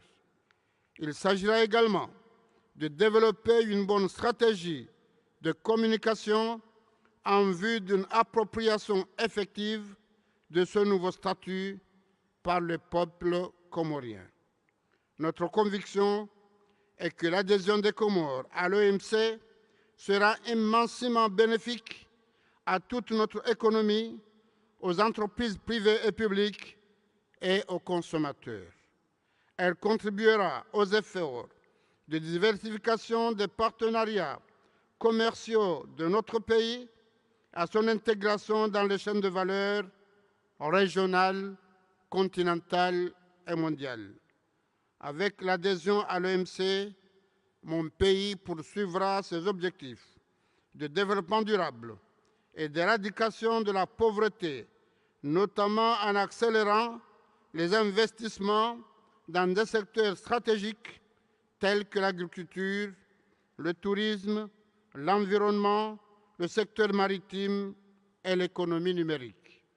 D'ores et déjà, des réformes entreprises dans le cadre de ce processus ont généré des résultats tangibles. À titre d'illustration, notre dispositif juridique et réglementaire ainsi que nos politiques ont été progressivement adaptés aux meilleurs standards internationaux. Pour sa part, le secteur privé aspire à un régime commercial plus prévisible et plus transparent, aussi avec la plateforme offerte par le système commercial multilatéral. Notre nation insulaire pourra-t-elle faire valoir sa voix au même titre que ses partenaires commerciaux internationaux? Cette adhésion renforcera encore davantage la visibilité de l'Union des Comores sur la scène internationale après la présidence comorienne de l'Union africaine qui vient juste d'arriver à son terme. Cela dit, mon pays en tant que nation, dont l'ambition est de parvenir à l'émergence à l'horizon 2030, suivant une transformation structurelle de l'économie, pourra également apporter une grande contribution à l'édifice de l'OMC. D'abord, par son appartenance à plusieurs communautés économiques régionales et à des organisations internationales telles que l'ONU, l'Union africaine, la francophonie, la Ligue arabe et j'en passe. Ensuite, parce que cette nouvelle donne intervient dans un contexte de mise en œuvre de l'ASLECAF qui sera bénéfique aux partenaires commerciaux régionaux comme internationaux au pays. En effet, la Banque mondiale estime que la mise en œuvre de réformes ambitieuses entraînerait la hausse de l'investissement privé de 13% du PIB d'ici 2030. Et c'est pourquoi mon gouvernement fera de l'attraction des investissements directs étrangers une priorité pour favoriser la réalisation de ces performances macroéconomiques. En outre, en application des règles de l'OMC, des réformes seront engagées dans le secteur des services pour attirer les idées et favoriser une concurrence saine au profit des consommateurs et des producteurs. Honorable assistance, Mesdames et Messieurs, mon pays doit son adhésion à l'OMC à la volonté, à l'accompagnement d'acteurs nationaux comme internationaux, à qui je rends un hommage appuyé pour le soutien indéfectible. Je pense en priorité au premier président du groupe de travail, l'ambassadeur de Pérou, dont la mission est arrivée à terme avant la conclusion des négociations. Nous le remercions pour le professionnalisme et la détermination avec lesquels il a conduit ces négociations. À son successeur, M. Omar Zniber, ambassadeur du Royaume du Maroc et à Genève, je dis un grand merci du fond du cœur pour son engagement fraternel, sa détermination sans faille et son remarquable professionnel. Je tiens à souligner que, fort des instructions de mon frère, Sa Majesté le roi Mohamed VI, l'ambassadeur Zniber a traité le dossier comorien comme s'il s'agissait de celui de son propre pays et notre équipe comme sa propre famille, y compris l'ambassadeur Sultan Chouzour. Bien évidemment, on doit aussi énormément le succès de ces négociations à ma très chère sœur, Madame Ngozi au Congo, directrice générale de l'OMC, qui s'y est personnellement investie, et notamment à travers ses conseils avisés et ses pertinentes recommandations. Je demande à l'applaudir. À vous, Madame la Directrice générale, et à vos équipes dévouées, notamment la division des accessions du secrétariat, j'exprime mes sincères remerciements et ma profonde reconnaissance. Sachez que le gouvernement comorien est très fier de cet acquis majeur et s'engage à poursuivre sa collaboration fructueuse avec l'OMC en vue de traduire en actes concrets le résultat de ces négociations. Et c'est pourquoi je suis particulièrement heureux de signer au nom de mon pays le protocole d'accession avec vous en attendant sa ratification qui suivra dans le courant du premier semestre de cette année. Je salue également le travail exceptionnel et le dévouement du gouvernement comorien en faveur de cette accession, en particulier les différents ministères de tutelle, ainsi que leurs équipes respectives et l'ambassadeur de l'Union des Comores à Genève, M. Sultan Chouzour. J'ai fait de l'adhésion de l'Union des Comores une priorité de premier plan, et c'est pourquoi je tiens à renouveler la gratitude de mon gouvernement, du peuple comorien, à l'ensemble de nos partenaires bilatéraux que multilatéraux que nous ont soutenus tout au long de ce processus. Et je voudrais vous rassurer de la disponibilité entière de mon gouvernement à poursuivre cet esprit de dialogue et de coopération dans le cadre de ce partenariat promoteur que nous venons de sceller ici à Abu Dhabi. Mesdames et Messieurs, honorables assistances, je ne peux clore mon propos tout d'abord sans féliciter mon frère, le président José Ramos Horta, pour l'accession de son pays à l'OMC et lui souhaiter bonne chance dans les actions futures à mener pour faire de ce grand acquis un vrai levier de croissance économique pour le Timor-Leste. Je ne peux clore mon propos, enfin, sans vous dire, mon frère, Cheikh Mohammed bin Zayed Al Nahyan, ma profonde gratitude ainsi que celle du peuple comorien pour la grande amitié que vous avez pour notre pays et son peuple. En nous faisant l'honneur, Monsieur le Président, d'abriter cette cérémonie aussi historique pour nous Comoriens dans la splendide ville d'Abu Dhabi, vous continuez de traduire en actes concrets votre bienveillance et votre générosité envers l'Union des Comores et son peuple. Soyez-en vivement remerciés, tout comme l'ensemble du peuple frère des Armates Unis. Wassalamu alaikum wa rahmatullahi wa barakatuh.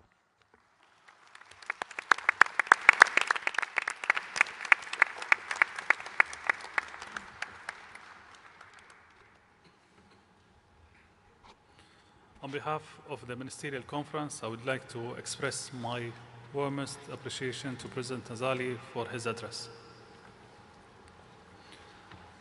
I would now like to take up the accession of the Democratic Republic of Timor-Leste. I would like to recall that on the 11th of January 2024, the Working Party approved a referendum the accession package of Timor-Leste.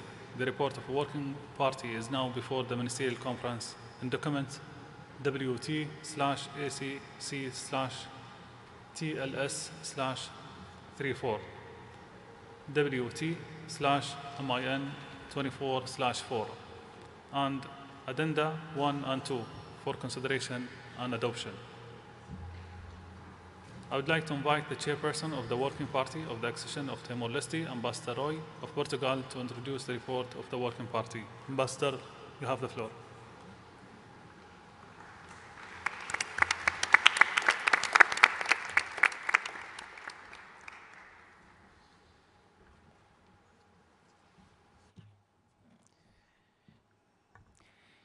Your Excellency, Dr. Tani bin Ahmed Al Zayed, Chair of the Ministerial Conference, Your Excellency, Mr. Azali Assoumani, President of Comoros, Your Excellency, Mr. José Ramos Horta, President of Timor-Leste, Your Excellency, Deputy Prime Minister, Mr. Francisco Cabo Alilai of Timor-Leste, Honorable Ministers, Director General, General Council Chairperson, distinguished delegates and guests, ladies and gentlemen. As Chair of the Working Party on the accession of the Democratic Republic of Timor-Leste, I am honored to present the accession package of Timor-Leste and to report on the conclusions and recommendations of this package. The Working Party was established in December 2016 to examine Timor-Leste's request for WTO accession. Since its first meeting held in October 2020, in the midst of the COVID pandemic, the Working Party has a total of 7 meetings, with the final meeting held just last month, concluding the accession negotiations in a record time of 3 years and 3 months.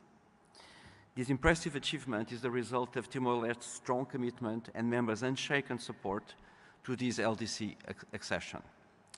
The results of the negotiations constituting the terms of accession are contained in the following documents.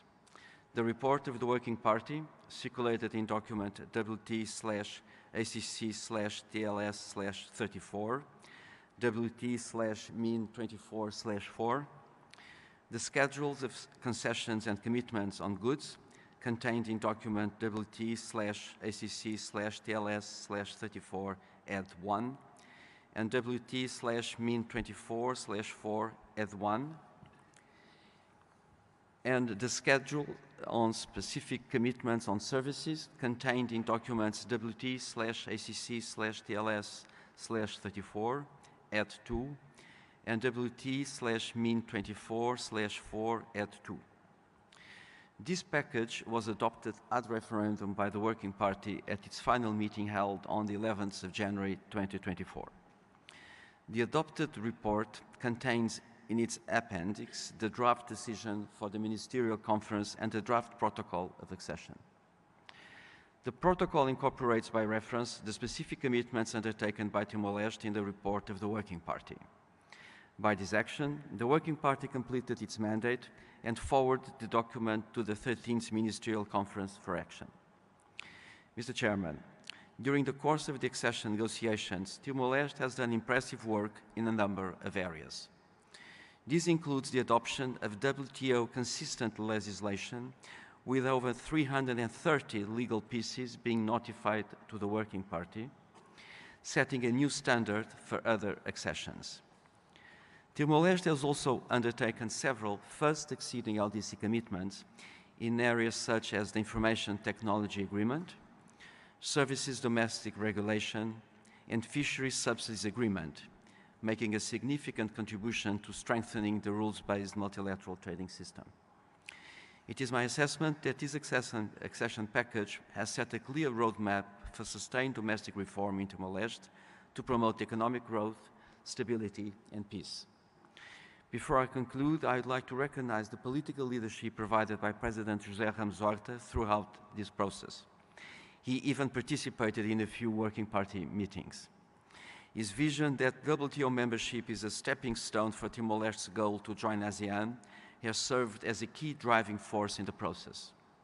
I would like to pay tribute to Timor-Leste's devoted and committed team under the chief negotiation, Deputy Prime Minister Francisco Caboaldi, who led the process in the final critical stage, and Minister Joaquim Amaral, who led before that.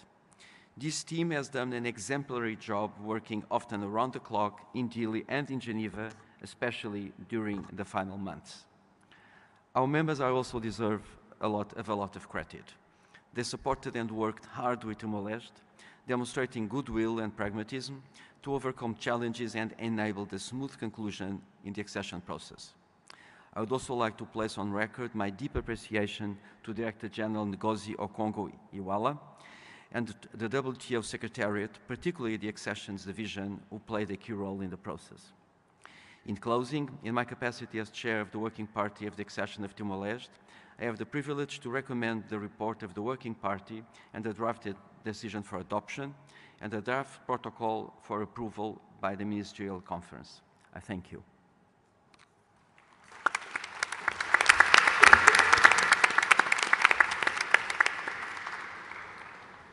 On behalf of the Ministerial Conference, I would like to thank Ambassador Roy for having served as the chairman of this working party for the last 5 years.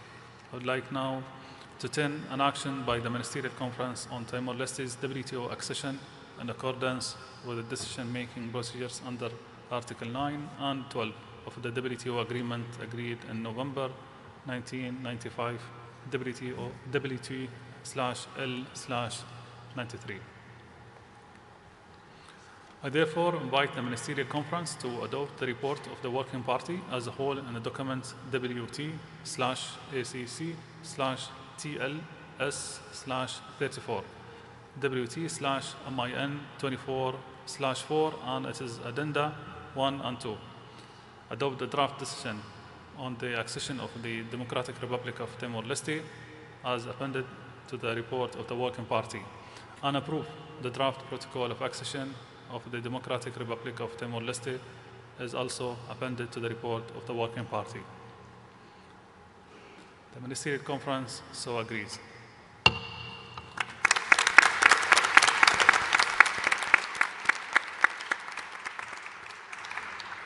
It gives me a great pleasure once again to welcome the decision we have just taken, this time on the accession of the Democratic Republic of Timor-Leste to the World Trade Organization.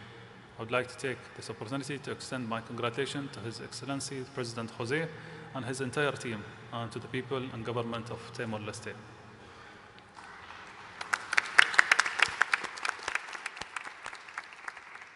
Excellencies, the decision we have just taken on the accession of Comoros and an island LDC in Africa, and accession of Timor-Leste, an island and LDC in Asia, testifying to the world's confidence in the WTO and multilateral trading system.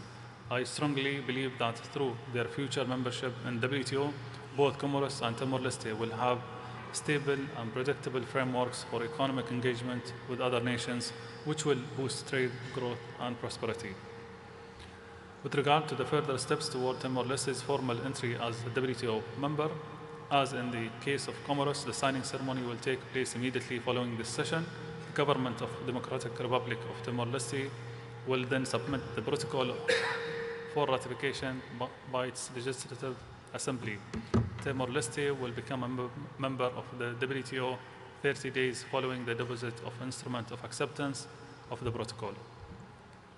With these words, it is with great pleasure that I would now like to invite His Excellency Jose Manuel Ramos, the President of Democratic Republic of Timor-Leste, to proceed to the podium to address the ministerial conference. Sir, you have the floor.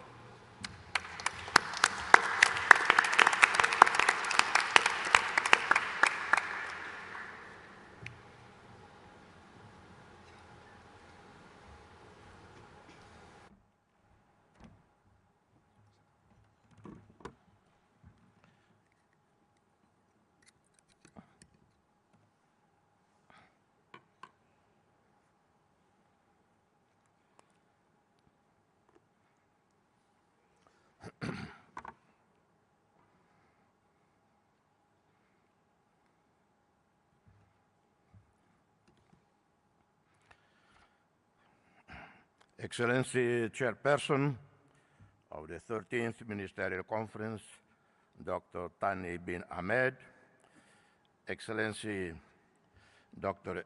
Ngozi Okonjo, Director General WTO, Excellencies Ministers, Excellency, Monsieur le Président de la République des Comores, pays frère. We are situated in the Indian Ocean. Je vous félicite chaleureusement de ces acquis d'adhésion à l'OMT.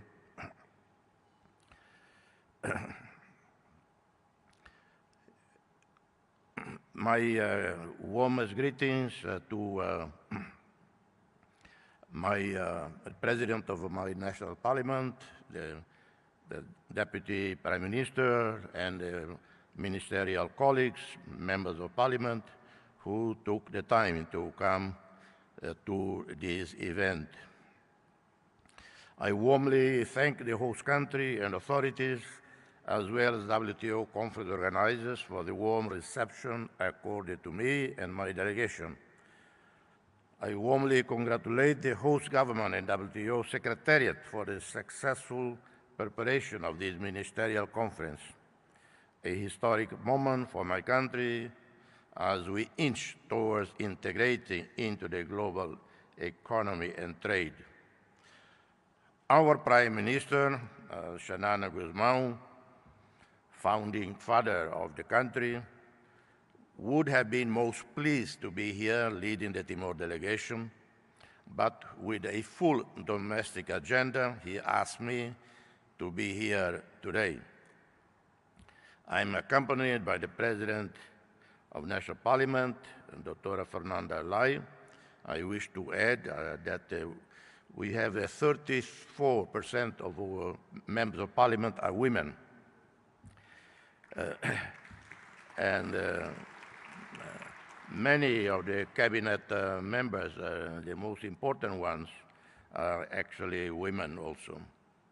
In my own office, the second person in charge, chef de cabinet, the third person in charge, and the fourth person in charge are all women. And also with us, with me, Deputy Prime Minister for Economic Development Coordination, His Excellency Francisco Lai. They all work very hard for us to be here today. We of Timor-Leste, the newest country in Asia, are strong believers in regional and international economic integration, the multilateral trading system, in particular ASEAN, in our region. Timor-Leste obtained our first WTO observer status in December 2016. So today, I and the whole delegation are overwhelmed with joy to be witnesses as WTO members officially adopt our accession package, sealing Timor-Leste official membership in the organization. Timor-Leste WTO membership marks a major step towards trade liberalization, integration in the global economy, access to international markets. Membership helps leverage the ongoing improvements in our infrastructure, human capital development, administrative capacity, growth, and economic diversification. The support extended by the international community enables us to undertake institutional reforms, adopt adequate legislation, enabling bureaucracy, administration simplification, enhancing human resources, expanding infrastructure development, thus aligning with WTO principles. My deepest appreciation for the active engagement of WTO Secretariat under the visionary, steady leadership of the Director General, Dr. Ngozi. I have had the privilege in meeting the DG on several occasions in different cities, in different countries in the world. When Dr. Ngozi demonstrated her unequal leadership, I thank you, Director General, for being such a strong advocate for WTO accession, as you are a strong advocate for the multilateral system of cooperation. This accession today contributes to Timor-Leste's ASEAN membership, which we hope will take place in 2025. My special thanks go also to members of Timor-Leste Working Party, chaired by Ambassador Rui Macieira of Portugal. Muito obrigado, caro amigo, Rui Macieira, for their exceptional commitment in support of our accession towards the end of this current phase of our accession journey. Some words of recognition are due to Timor-Leste permanent representative to the UN in Geneva, Ambassador Lourdes Bessa, for her tireless leadership, hard work, and of her mission staff. I am particularly pleased that our WTO accession is taking place in Abu Dhabi, birthplace of Sheikh Zayed, who unified the peoples of the Emirates. He dreamed of and built a country that is today a beacon of human fraternity and peace. And in pursuing this dream, he unified the Emirates, founded the United Arab Emirates, and it was here that the historic Declaration of Human Fraternity, co-authored by His Holiness Papa Francisco and the Grand Imam of Al-Azhar, Cairo, Professor Ahmad Tayeb, was signed on 19 October 2019. The dream of Sheikh Zayed, his legacy, is continuing with His Highness Sheikh Mohammed bin Zayed, President of the United Arab Emirates. So it couldn't be more symbolic, significant that we are here today. Timor-Leste accession in itself is bringing benefits to the country, and we expect that further benefits will materialize in due course. Being a member is essential to unleash the potential of our economy in several sectors. We are committed to diversify our economy, become a part of the value chain of global economies, to improve the well-being of our people through trade. But we all face challenges and opportunities. But the challenges are far too great and complex for us in the LDC, SEEDS, G7 fragile states. Some challenges are common to much of the world. Challenges related to climate change, unstable weather patterns, highly infectious global pandemics, outbreak of armed conflicts, unmanaged global rivalries, some of which have escalated into catastrophic wars unseen in decades, with obvious impact on the global economy, causing catastrophic supply chain disruption, rising costs of basic commodities, and impoverishing further the hundreds of millions living in abject poverty at the world's edge, at the edge of the world. In addition, as if the global landscape is not sufficiently dark, an extremely worrying challenge is the global debt crisis, which stands today at US $313 trillion in 2023. This, according to the latest report of the International Institute of International Finance. This represents 330% of global GDP, of which 55% are from developed markets. Excellencies, dear ladies and gentlemen, dear friends, we, the international community, we seem to be sleepwalking right into another financial meltdown, which could be far worse than all previous ones. Timor-Leste debt, our debt is a mere 13%, and none to commercial banks. We have a highly praised, well-managed sovereign fund. In the midst of the above-mentioned challenges, opportunities may arise also, and we must know how to seize these opportunities for our benefit. Small economies must find ways to complement each other to enhance our respective economies through joint investments, joint ventures, and trade. However, G7 and G20 countries, commercial banks, holding developing countries' debt should have written off the entire global debt of developing countries. In addition, new financial mechanisms should have been created or should be created in the order of $1 trillion every 3 years to support green economies, renewable energy transitions, primary education and primary health care, agriculture, food security, clean water, sanitation, global vaccination programs to end preventable illnesses, support for women during pregnancy and after, support programs towards elimination of child malnutrition and stunting, child labor and child slavery, support for women in rural areas, and support small to medium-sized women's businesses. Anything less would be band-aid. Can the international community mobilize these funds needed? Yes, we can. A combination of governments, banks, public and private sector, the billionaires of the world.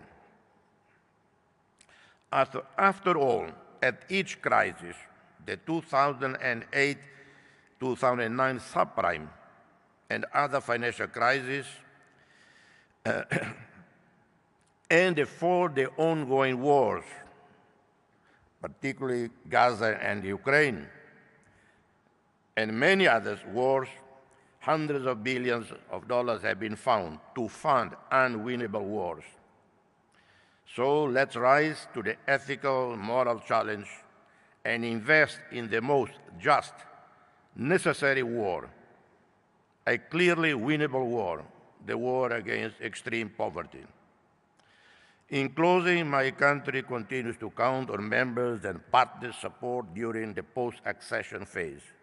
As an LDC, we recognize our weaknesses and need for tailored support to leverage domestic reforms harmonized with the WTO rules and regulations. As a new member, we will continue to learn from our older peers with the hope to bring in additional values, thus contribute to further strengthen the cooperation between our nations. Last but not least, a boutique Timor Cafe is right outside. Timor-Leste, besides some oil and gas, we have the best coffee in the world. I know some here, Colombians, Panamanians, Costa Ricans, Brazilians, Papua New Guinea, Jamaica, Kenya, Ethiopia, they all would disagree with my claims. But let me tell you one thing. Papa Francisco, he drinks only Timor coffee. So, I advise you all also to drink only Timor coffee. May God the Almighty and the Merciful bless us all. Thank you.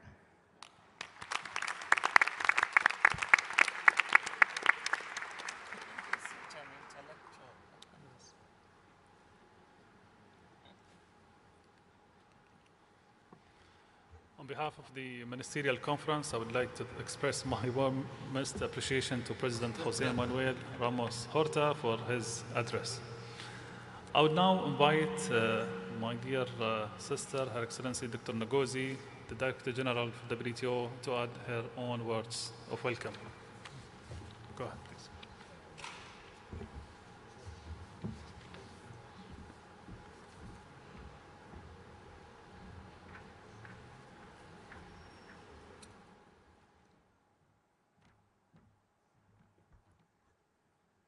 Thank you, Excellency MC13 Chair.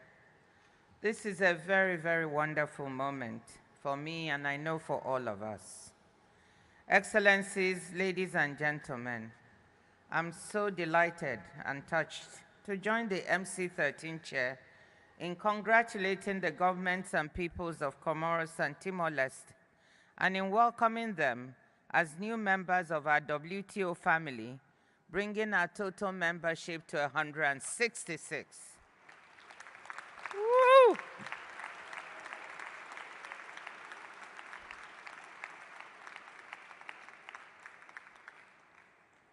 It is wonderful that President Azali Assoumani of Comoros and President Jose Ramos Horta of Timor-Leste are present here. Both of them were absolutely pivotal in bringing their respective countries' accession processes to the finish line.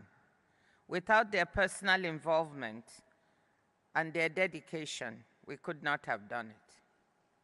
To the officials from both countries who have been working tirelessly for years now, I offer my congratulations, my gratitude, and my encouragement. Although this might not be what you want to hear right now, this is just the beginning, but it's a very, very good beginning.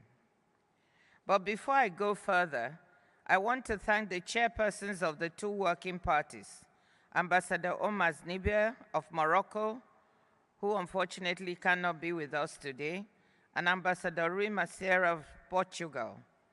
Without their dedication and leadership, today's accession would not have been possible. And of course, special credit also goes to WTO members, particularly members of the working parties, and to the secretariat teams who were supporting them, ably led by the Accession Division. Today's achievements are truly a collective endeavor, one we can all be proud of.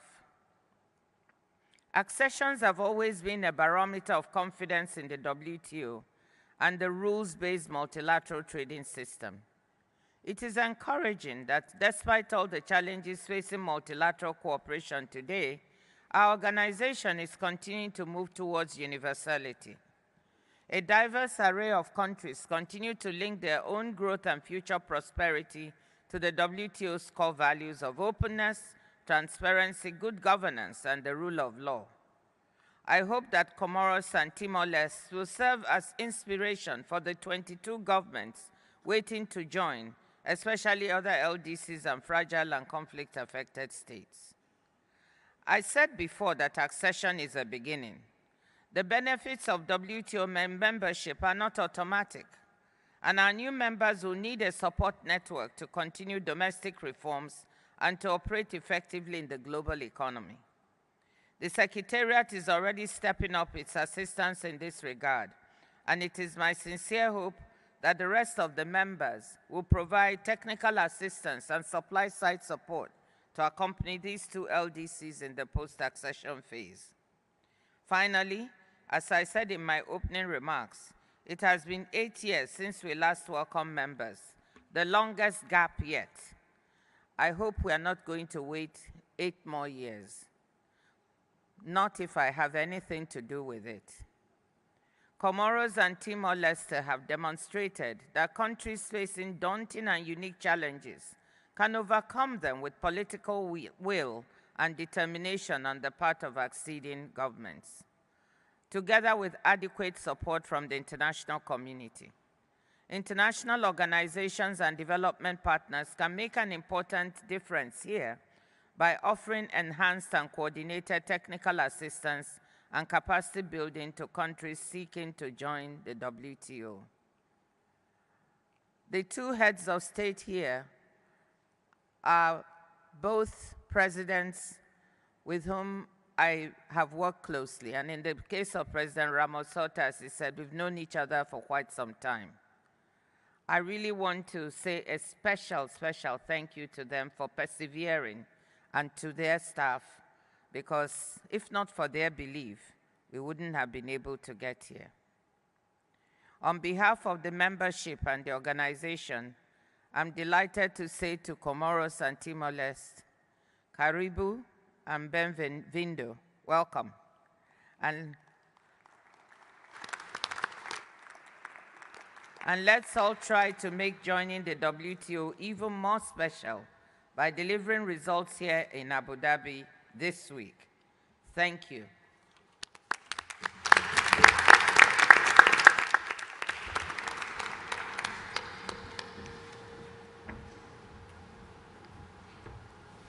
Thank you, Your Excellency. This is indeed a very positive moment for the organization. I believe that members would like to express their welcome to both Comoros and Timor-Leste. However, due to the time constraint, if any member wishes to convey any congratulations remark, I invite you to provide your written statement to the Secretariat to be reflected in the official record. I invite everyone to remain seated as we proceed with the signing ceremonies by the Presidents of Comoros and Timor-Leste with the WTO Director General.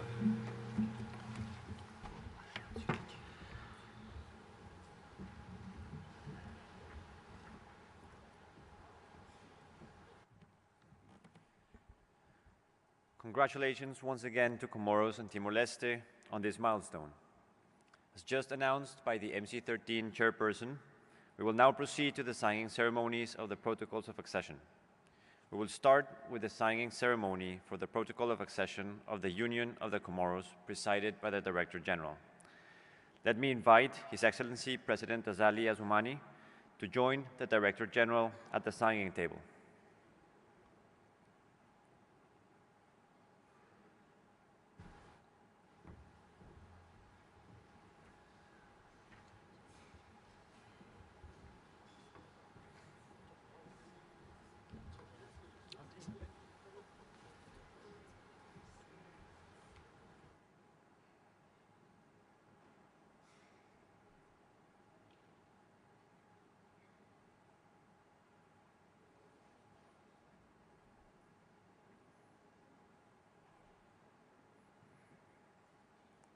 I now invite the Director General to proceed with the signing ceremony.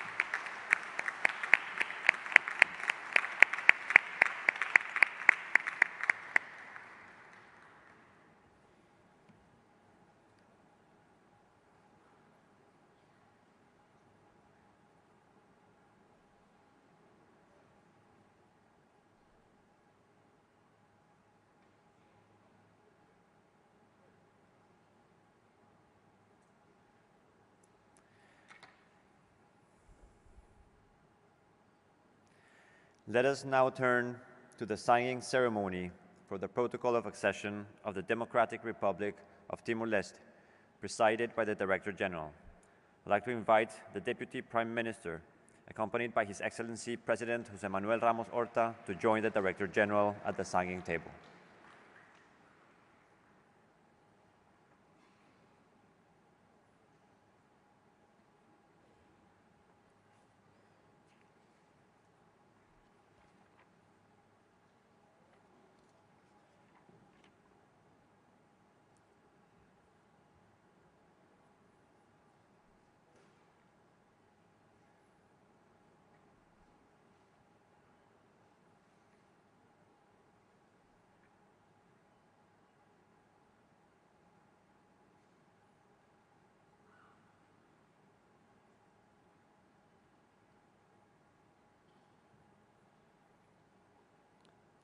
I now invite the Director General to proceed with the signing ceremony.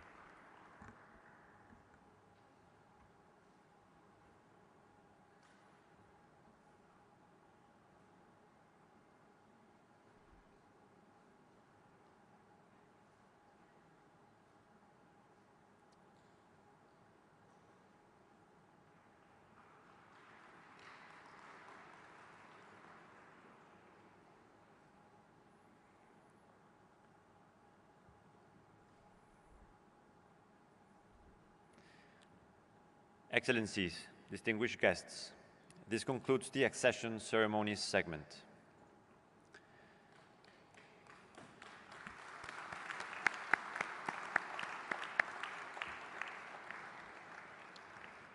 Let us now proceed to the final segment of the opening session, which is the ceremony on the deposit of instruments of acceptance of the Fishery Subsidies Agreement. Let me therefore invite the Director General to address the Ministerial Conference on this important matter.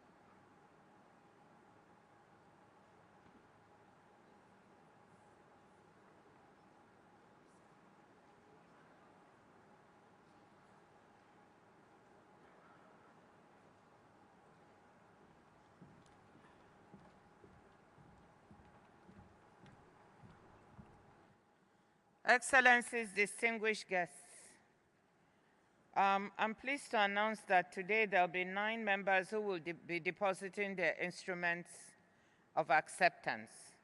They will be part of the growing number of ratifiers, together with those who ratified this year: Cabo Verde, Barbados, Dominica, Senegal, Uruguay, and most recently Haiti. As I said, the number we're going to have this week is 70 because there are 1 or 2 ratifiers who will not be giving their instrument today, but tomorrow or next. We have made substantial progress, and we have been successfully able to use this ministerial as a hook for trying to get members to ratify. Not because we're just interested in ratification for its sake, but because we're dealing with an opportunity to help improve the sustainability of our oceans. So I'm very grateful to all the countries, the 70 countries who would have ratified by the end of MC13. I'm also grateful to all those who have taken the opportunity to support the Fisheries Fund, which is designed to assist developing members to implement the disciplines in the Fishery Subsidies Agreement Part 1. And the most recent deposit has come from the Republic of Korea with a contribution of $1 million to the funding mechanism. Actually, the most recent is from the UAE, which has deposited also $1 million to the mechanism. So I want us to give them a round of applause.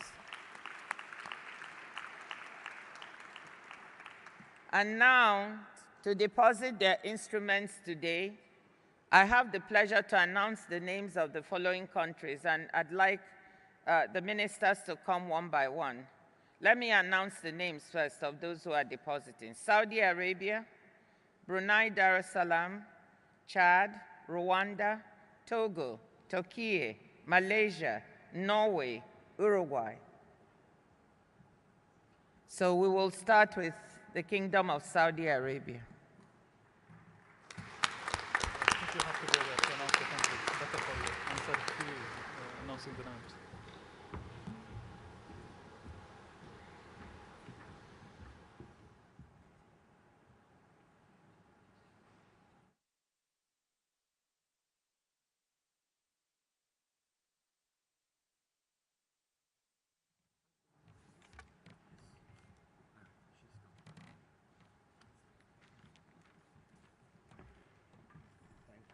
Thank you so much. I'm sorry.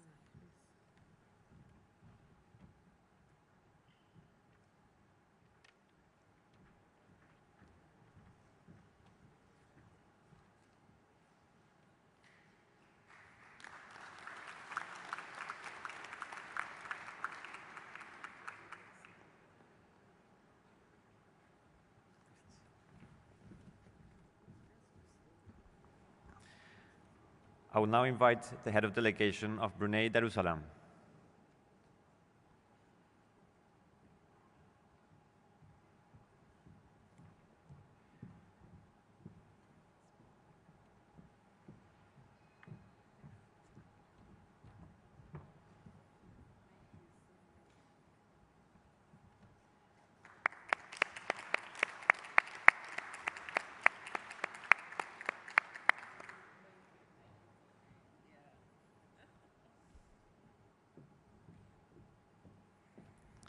I now invite the head of delegation of Malaysia.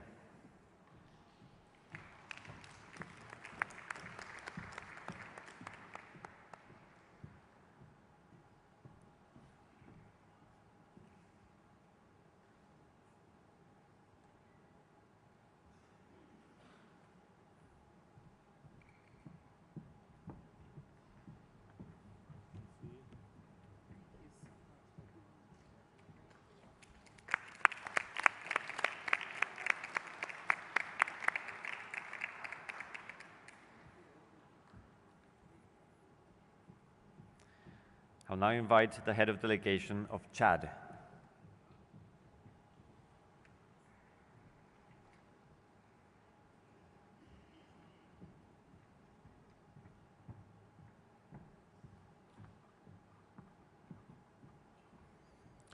will come back to Chad. I'll now invite the delegation of Norway.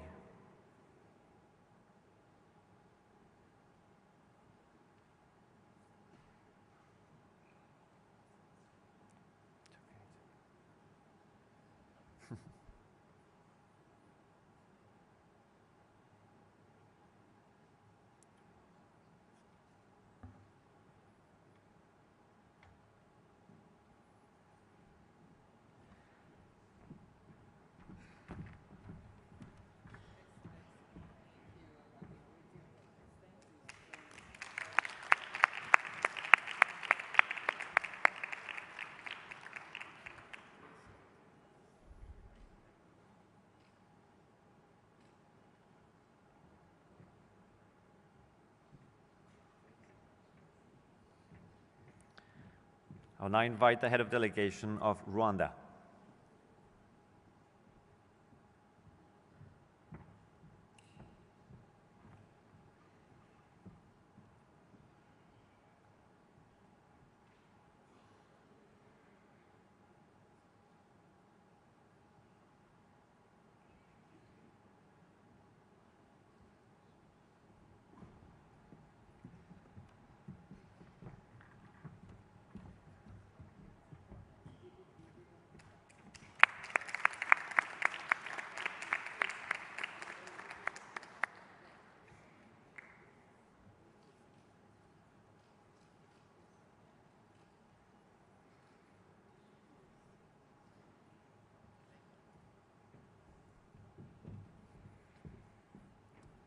I'll now invite the head of delegation of Togo.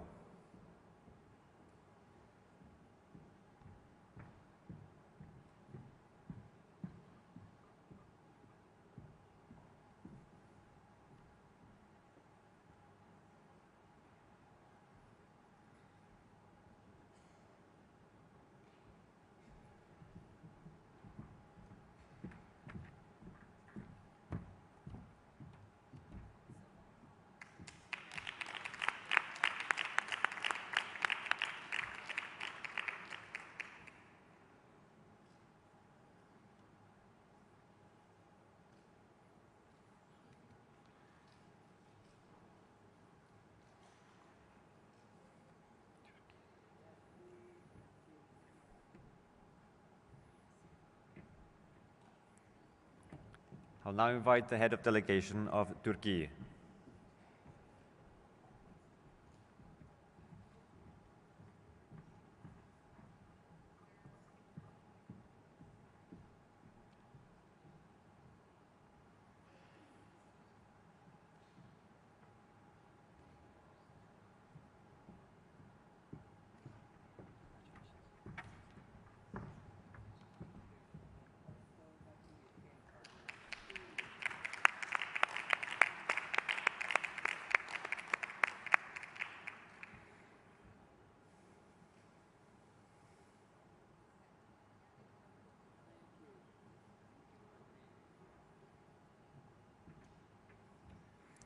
I now invite the head of delegation of Uruguay.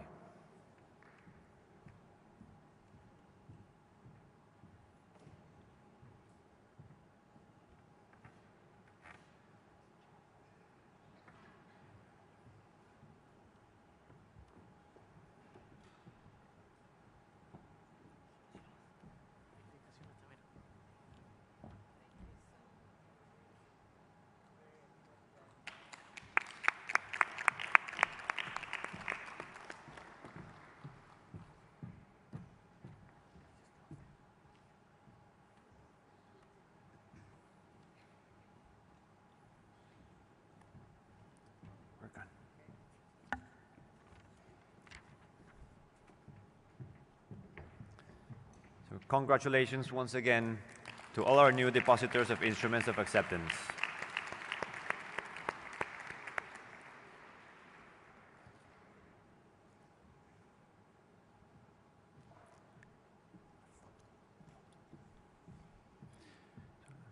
Let me now invite the ministers of heads of delegation of WTO members who have deposited their instruments of acceptance to come to the stage for a family photo.